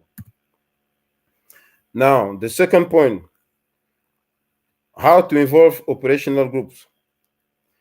As my colleague Natalia said this morning already, most of the operational groups are not legal entities. There are few of them that are legal entities. I will not focus on those because if they are legal entities, it's far more easier to involve them. But then, how to involve them? The first step I would suggest is to establish the list of relevant OGs, operational groups, that are dealing with your specific topic. Then you have to filter, if you go to the database that I just mentioned, you have to filter to filter those who are relevant to you. And then please contact the project coordinator of the OG or an appropriate organization that is member of that OG. And then present your project idea. As we were saying, as other colleagues said before me, you need to involve them from the beginning. You see, when you are starting. So get in touch with them, involve them, present your idea. And in that way, you can have a quicker answer whether they will join, whether there is a partner of the group who will be joining, representing, and so on. And once again, you are not obliged to involve the whole partnership. You are not obliged to involve all the partners of that operational group. So you should be dealing with the most appropriate one. And you also see that in the partnership for operational group, you have a lot of small organizations that are sometimes not able to deal with the requirements at horizon level. Therefore, it would be good to check and look at the most appropriate one. Now, concretely, when you do involve them, you have two options, in fact. Whether you do make one of them, the most relevant one, I'm saying again, partner in your consortium, and you give him a clear and active role. Because when we say strongly involve them, you can well have a partner who is in the list, in the partnership, but without role. That will not be taken into consideration. Because that will be a bit like just fulfilling a condition, but the partner has no role. You have to define his role as partner in the consortium. And he must also clearly describe what is the input or outcome of the operational group that is bringing in the project and how does it create an added value, a value to the project. The second point is then when you do not, if you are not able to find any appropriate partner in all those operational groups, you can also, one of the points you can also do is to, however, provide the list of all those operational groups that are relevant to your topic, and also describe the activities that you are planning to implement in order to get them involved. There are a lot of I put here two key things that are quite easy for me to do. Huh? You can create a board because you have advisory board, you have steering. There are a lot of boards that are being created. You can create one, but however, if you do create one, you should also explain what is the role of that board or that body or group. Also explain clearly how you would be establishing that group and how that group will be working in order to create value to your project and show that they are involved in what you will be doing. A key point again, because in the multi-actor approach, you have, if they have a role, you should also clearly explain what is the budget that is allocated to that group, how many times they will meet or whatever, but you need to give as much as detail as possible, because later on, if you do create a board like that one, and then you need to involve them, because for operational group, once again, you have a lot of farmers there inside, and they do not have the means for travel and accommodation and so on. So that is something that you have to keep in mind. Therefore, a budget for this is important. There is also, instead of creating a group or a board or a body, permanent body, or I don't know what, you can also organize some focus group meetings or workshops, but also some field visits.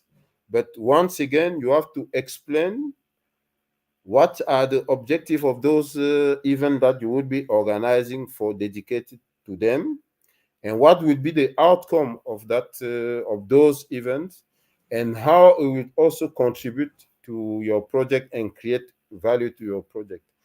Once again, you should also explain in detail what will be the process in selecting those OGs that will be involved in this, and how all of this will be organized, including, once again, the budget that is linked to that. Those are the key, I think, quite easy ideas that are quite concrete enough for you to take for your project. And then usually there is also a question related to the collaboration with the EU CAP network. But that one, at the time, something that is also clear that I need to clarify here, we do receive a lot of invitation to advisory board of a lot of Horizon projects. Usually we do decline, because it was agreed from the beginning with the Commission that the service we do provide must be the same for all the actors. So if you will be accepting to join one advisory board, we should be doing the same for all other projects. And unfortunately, we don't have the capacity for this. Therefore, we are not joining any advisory board. But if you want to refer to the collaboration with the EU CAP network, especially the EIP Agri Support Facility, you can also identify, you can get in touch with us, and we will be identifying with you some relevant activities that we will be implementing, and activities that can also create value to your proposal or to your activities, or where the outcome can be useful to you. Because in all the thematic events that we're organizing, we usually invite all relevant operational groups that are dealing with that topic. I'll give two examples. In the near future, we will organize one workshop on pollinators. So all operational group dealing with pollinators issues and so on will be invited. So if you would have a proposal that is going in that direction, you can already take these on board and approach us and see how this can be linked to your event regarding the collaboration and the dissemination of the outcome of your project. We will have another workshop on circular water management. It is the same. So usually I would just suggest to keep to keep posted, to stay in touch with us through the newsletter and through the website to get a bit more in detail what we are planning. And our work program is usually available from June. So by end of June, we have the work program of the full next year. So meaning that as normally you do present your project somewhere in March or February, you do submit your proposal somewhere there. It means that normally from July, we have our work program. You can already have an idea of what we are planning and also take it on board. I think I'll stop here. And if there are any questions, I would be available. Thank you very much. Thank you very much, Pacom, for this presentation. You put on the stage several content about the multi-actor approach and especially the role of the EU CAP network. I have several questions on Slido, but the time is running very fast because we are a bit late now. Emanuela, if you can share the screen for Slido, just very fast reply from your side, Pacom. The first is about will EU CAP network actively facilitate the engagement of the operational group in the multi-actor approach and how? But I think that you explain, especially in the second part of your presentation, better this concept. I don't know if you would like to add something on that. No. Yes, the only thing I can say is that in all the thematic events that we are organizing, like the two that I mentioned, all operational group will be invited there. And we have, in all of these, we have a brokerage session. We have every time a brokerage session. We call it project market or something else, but the usual name is a brokerage. There is a project market session, where we do re-explain again that the purpose there is to foster further collaboration. So meaning that they can set up their own consortium, as I say, for the EIP thematic or operational group thematic network, or they can also, because the operational groups are not the only invitees in those events, you have some other invitees, and they can still build up consortia for other multi-actor projects and so on. And then we have the dedicated brokerage, standalone brokerage event, like the one we did in Antwerp. Before that one, we did another one last year in January. I think we did another one in January in Sofia. It was focused on the call for advisory networks. And before that one, there was another one on the soil mission. So every year we do organize a brokerage event where we do invite them and encouraging them to join those multi-actor projects. Okay, thank you. Just another question. It's very curious. Can we involve the EU CAP network as a partner in our projects? No. This is exactly what I was explaining, that we have been invited for advisory board, but we cannot. But feel free to, maybe you can involve one of my partners, because we are a consortium.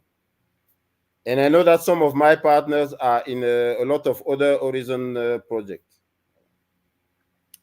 And there is another question that is about the list of national CAP networks, where to find it. I think that in your website. Yes, on the website you can find the list of national CAP network. You have this is under the CAP implementation part.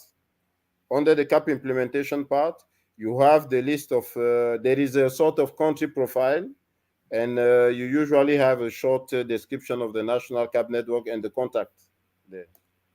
Thank you. And one last question. It's quite complex, but let me put as a highlighted question is, what does it mean, new advisory networks? Would you elaborate more? I think that it's about the new concept that it's behind the EU CAP network. Yeah.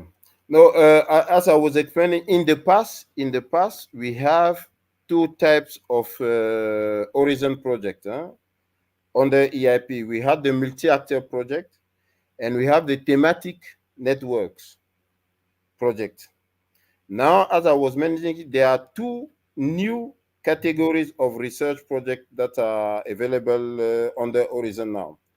You have the thematic advisory network, You have the past call you have, I think, on organic farming, where indeed the purpose there is to foster the collaboration between advisory services in one specific topic. And I think that there is a one on the, if I do not mistake, on forestry and so on.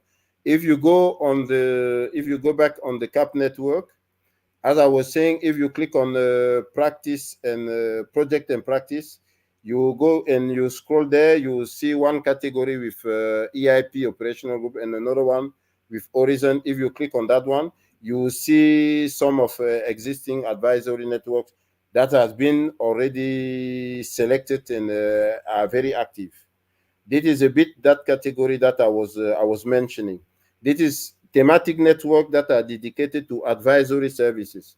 But normally in those thematic network, the advisory network, you also have some partners usually who may not be advisory services, in fact. But it is in the frame of ACIS. It is related to ACIS and the new role of advisors, because they need to be skilled and train and update their knowledge. And it is a bit the purpose of those new advisory networks. Okay, so thank you. Just one point, because I see several exchange about the format of the practical abstract, that if I don't wrong is still published in the P Agri website. So you will find there the common format for the practical abstract, because there was an exchange between Pacom and Natalia on this point, and I also put the link inside the Slido question space on that. So, Pacom, at this point, I would like to thank you for your presentation and for your replies. You're welcome. And we will be, of course, in touch for future development about this multi-actor approach between the EU CAP network and also the National Contact Point network, for improving the knowledge and the sharing of experience for the European research and innovation communities interested in apply in Horizon Europe proposal. So thank you. Thank you very much. See you. Bye-bye. And now I would like to pass to the last presentation for this morning, that it's a tandem presentation, because we are going to discuss about what applicants needs to know about the EU Farmbook and Premier project. Both Mark Redman and Susanne made this presentation, but if I don't wrong, Mark had some problem now in the connection, so Susanne will present for both the project the content of the presentation. So I see now Susanne on our virtual stage. So thank you, Susanne, for taking care of both the part of the presentation, also for the part of Mark. So thank you, and now the stage it's yours. Just one note: the presentation is not in full screen, so I don't know if you could modify it. You should Hello, share, everybody. Yes, I am. Let me see. you should share the screen and not share the window. So maybe in this way it's more easy for you. Share the Screen and not the window. share the screen and the slides. Share the slides, or share the windows. Yeah. Share the slides. No. Sorry about this. I had it all prepared. Yes, we also did a test, but sometimes when we are live, the text appears different. Emanuela, I don't know if you does can... it work now? Can you see it? Is it now okay? Let me check. It's still not in presentation mode, but it's okay. We can see anyway the content of the presentation. It's not so much. It's not in full screen, but we can see. Now? Is it now better? No, Susan, it's not in full screen, but it's okay. You can go. Let's try to go with the next one, just to understand if it's work. So, sorry. Yeah, so welcome to this presentation. I am presenting both projects. Mark Redman was expected to start with the first outline of these slides, and now I'm taking over since he has internet connections. It's about working towards better prepared and more impactful multi-actor projects. Premiere and EU Farmbook are two projects who are supporting this process. And in my presentation, I will also use the precedent project Liaison, because we have produced interesting practice-oriented material, which is relevant for those that the national contact points support and for the coordinators of the project themselves. So I will present why these 2 or 3 projects, Premiere and the preparation of multi-actor projects with tips and tricks from Liaison, and then EU Farmbook and the development of an online platform, which is a knowledge reservoir, and then a few words for the outlook. So it's about topping and tailing the multi-actor project lifespan. Preparing multi-actor projects in a co-creative way is the title of the Premiere project.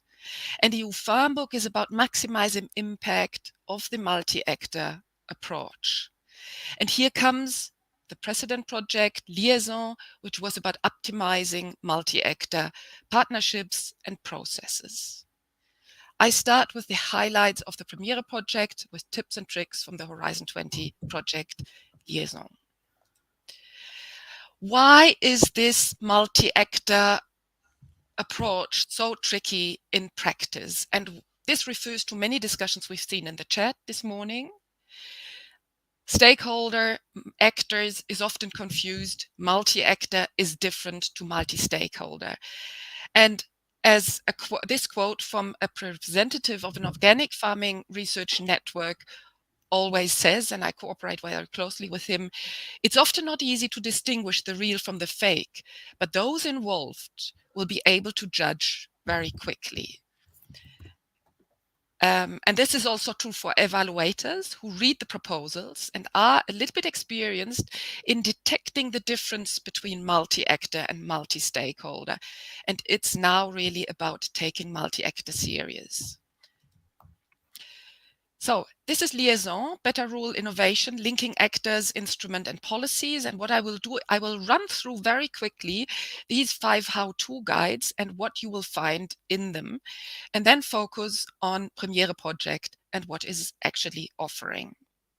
So one of the first guide is called Coming Together. So one recommendation here is thorough analysis of the particular call topic text in order to understand which competences are needed.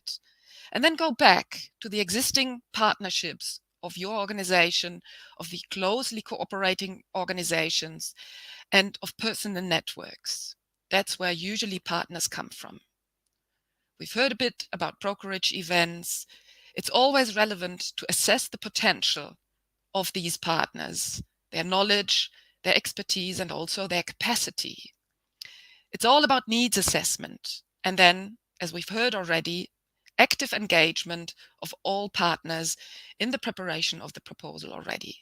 And here's a quote from a Liaison participant. It is sometimes difficult to match 2 very different worlds of researcher and entrepreneur, different language, different business models, different view on intellectual property. In order to successfully co-create, these 2 worlds need to be aligned and openness created among the partners. Good planning. Space is needed for all partners to share their vision, expectation, and red lines. And we will have an exercise later on after the lunch break and everybody is welcome to join.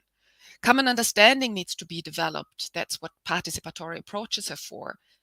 And the negotiation of an appropriate budget for each partner is also very relevant.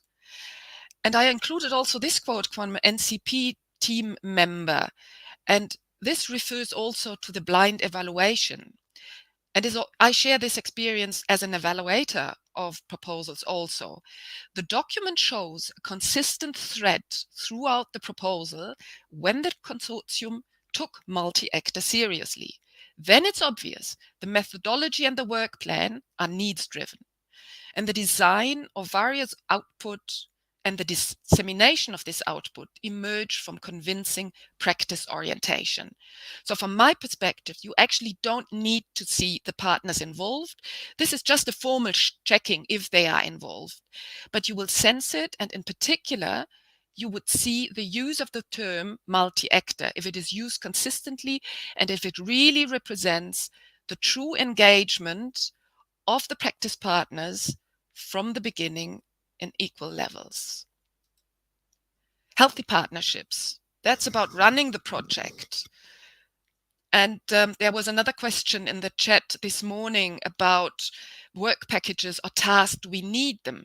So if you want to make sure that the facilitation of all partners' involvement works well, then you can do regular self-reflections based on a task or a work package that focuses on how we work together as a consortium. Create opportunities for individual and collective learning to build skills and to facilitate co-innovation. And even in tough times, good spirit is very important. Connected partnership, and that's all about stakeholder involvement. There is no good multi-actor project, as well as no other research project, without strong stakeholder involvement.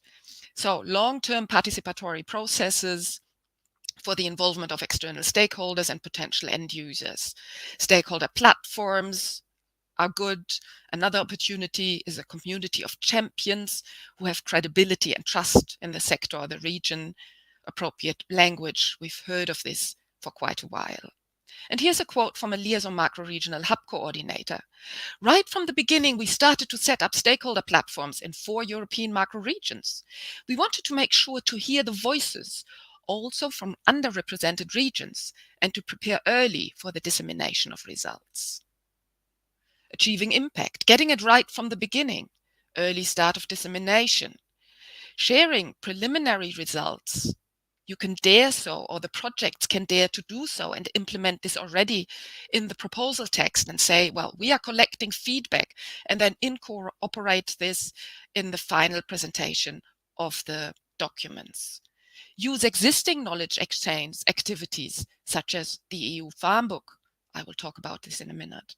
And involve farming and other stakeholders from the outset. We have also developed a toolbox in liaison for the self-assessment as well as for participatory methods. And you will find them under these links, which I included here. So please come back to these slides and have a look later on. Premiere is a member of a family. And we've heard a lot, and the fact that we cooperate with Care for Bio today, that we have this shared presentation with EU Farmbook, is already a sign that we understand Premiere really as one piece in the bigger puzzle. What will Premiere offer in these 5 years, 23 to 27? We provide support to NCPs and CAP Network brokerage events for new calls for multi-actor projects. We will also facilitate own brokerage. We will test seed funding and support operational group organizations to go Horizon Europe. There will be a first call in January 24, so look out for this and help us spreading this call in for a wide range of networks. What else? We will celebrate and connect new multi-actor projects after granting. We have set up macro-regional advisory groups, and in the coming years, 2 sets of 4 workshops per year will take place. A variety of events with and for policymakers and co-innovation support services, such as the NCPs, CAPs, EU and national CAP networks, innovation support services, as well as private consultants will be offered. And we see here a picture just from last week. Paco was talking about the event run by the EU CAP network for national networks in Tallinn. And here we participated also. Online events, the Care for Bio project was involved in our macro-regional workshops. Various material are to come: creative visuals, how-to guides, practice sheets. It's all about showing how to make sure partners feel like sitting in the same boat and are aiming for the same purpose. Last but not least, Premiere is offering online and offline training for applicants and support service providers. We've heard already about the multi-actor simulation game, which will take place after the lunch break. We will develop an online series game. There's an online academy, including a MOOC to come, video testimonials of co-creative proposal writers, training for trainers. Why not experiencing the multi-actor with lots of fun? That's our simulation play. Premiere offers the offline and online mummy. When setting up a multi-actor partnership, it is important to understand the needs and interests of the different actors. And that is a practical experience on how to do it and how to provide support for those doing it. Try it. That's about Premiere and how to connect with us. Since Mark is not here, or is he back online in the meantime? If not, I will just continue with the EU Farmbook, because Eberswalde University I'm working for is also partner in EU Farmbook, so I'm very familiar with this project. EU Farmbook, it's about making a difference by maximizing your impact. Welcome to the EU Farmbook. It's an EU project developing a user-friendly online platform to help get the practice-oriented knowledge from EU-funded research and innovation projects and CSAs into the hands of farmers, foresters, advisors, and many others end users across Europe and beyond. Briefly back to the basics. All Horizon Europe projects have an obligation to disseminate and exploit their results, including appropriate transfer and licensing arrangements. Susan, if you want, Mark is inside. Okay, great. Then I hand over to Mark, and then he can hop in with his point 2 of the basics. Mark, I'm moving the slide, so please tell me in the number of the slide. I'll continue, no worries. No, Susan, because we move it by the back. Okay. The slide, because there was some problem with your presentation. Okay. Yeah. So do you want me to share from my screen now, or you will continue? If you want, it's better. Okay. Because I've made a few minor adjustments as well to reduce the length. Yeah, I will share. Yes, please. Yeah. So good afternoon, everybody, and I'm very sorry for this disruption. It's the unreliability of rural internet, I'm afraid, which I'm sure many of you have experienced. So I'm going to share my screen.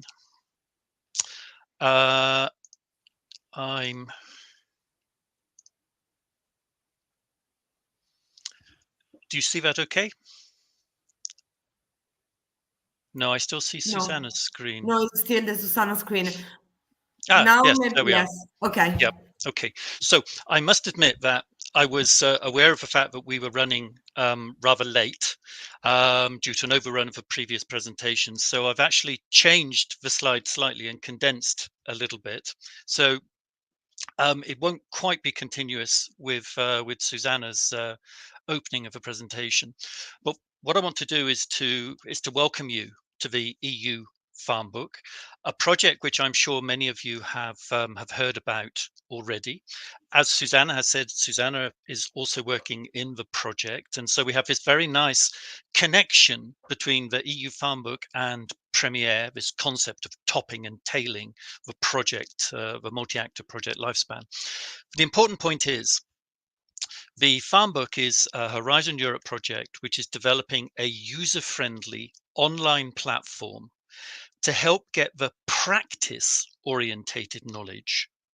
And I stress practice orientated. This is not another platform for scientific output. This is not for dissemination of deliverables. This is practice orientated knowledge from our EU funded research and innovation projects.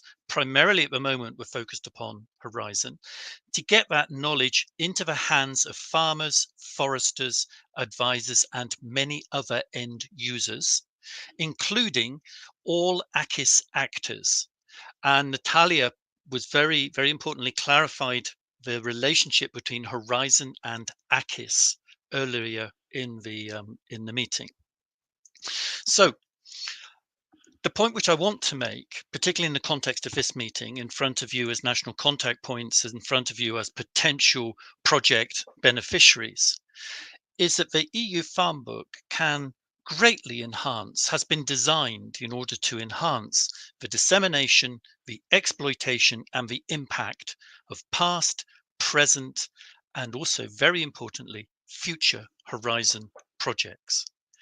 It can help you to ensure that the practical outcomes of multi-actor projects are readily available and easily findable for all relevant end users, the dissemination function.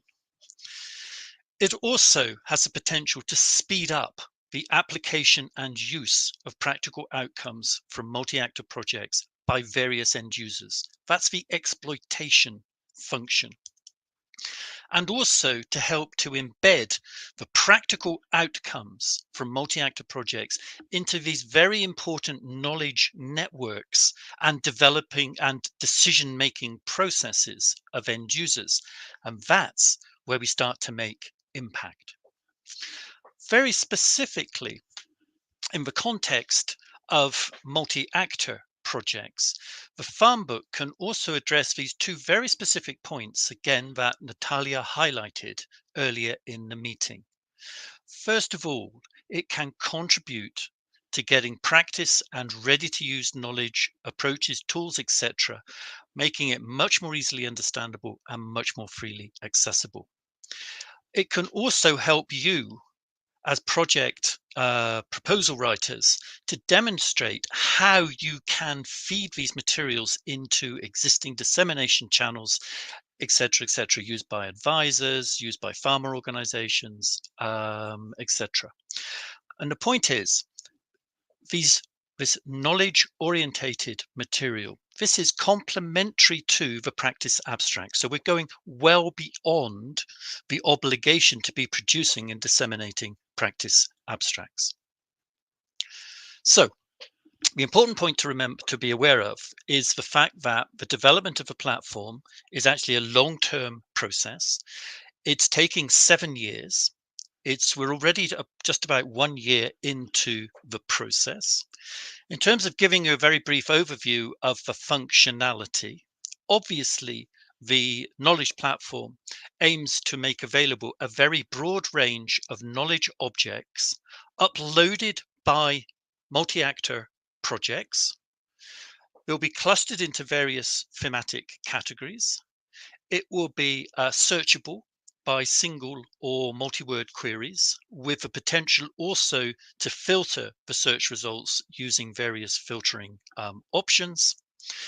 It will also contain and deliver content in a multiple of formats, with suggestions also for other relevant knowledge objects. Knowledge objects is this specific term that we use for describing the practice-orientated outputs of your multi-actor projects. There'll also be the potential to comment on the knowledge objects inside of the platform. As I say, these are the functionality of the pilot version. And then there's a lot of other additional functionality that will be coming later as the platform is developed, including some very smart use of artificial intelligence in order to introduce a chatbot for more structured conversational discussion or interaction with the platform in order to explore the full extent of its content. There are a range of other features as well, which I won't go into now because time is extremely short. But I would like to highlight, first of all, if you would like to get involved with the Farmbook, not just as a potential beneficiary, but if you'd like to get involved in its further development, either simply to be kept aware of what's going on, or also to take the opportunity to interact with the project. We'll be having various focus groups, we'll be running various surveys, user feedback. Then please click on this link, which will be in the presentation, which will be available afterwards, and you can express your level of interest to engage with the further development of the platform, from simply receiving the newsletter to being a regular participant in our focus groups. And one very important final announcement. On the 8th of February next year, there will be a pre-launch of the platform. This will not be the final launch in front of all the potential end users, farmers, foresters, advisors, educationalists. No, this will be focusing on the contribution, the population of the platform. In other words, the uploading of knowledge objects, practice-orientated knowledge objects from projects. So this is an event that we're inviting the project community to, that we're inviting national contact points to as very important intermediates and multipliers. So please save a date in your diaries. The registration link is already available. You can click on it here and you can register, and it will be a 1.5 hour online event with an awful lot more additional material and insights into the platform. So thank you for your attention, and sorry about the disruption at the beginning. Thank you very much, Mark and Suzanne, for this presentation about the Premier EU Farmbook that it's, of course, of interest for the applicants in the multi-actor approach in Cluster 6. So I check the Q&A on Slido. There are not specific questions for you. So we are a bit late, around 30 minutes late compared with the agenda. So I would like to thank all the speakers that participate this morning to this training organized by Care for Bio about the multi-actor approach. The presentation will be shared in the Care for Bio website in the next days, and the link to the registration, the recording of the today session will be on the YouTube of Care for Bio. Now for the national contact points, it's foreseen an interactive session. It will be in Microsoft Teams. So I would like to ask to all the national contact point to connect in the room set in Microsoft Teams for our interactive session that will be made in cooperation with the Premier project. So I would like to thank you again, all the participants, for this session, and I would like to meet you very soon in the next event that Care for Bio is going to organize for applicants that are active in the Cluster 6 of Horizon Europe. So thank you very much for your attention, and to all the speakers that cooperate with us in this session. Bye-bye. Thank you very much. See you with the national contact points in Teams. Bye-bye. Thank you.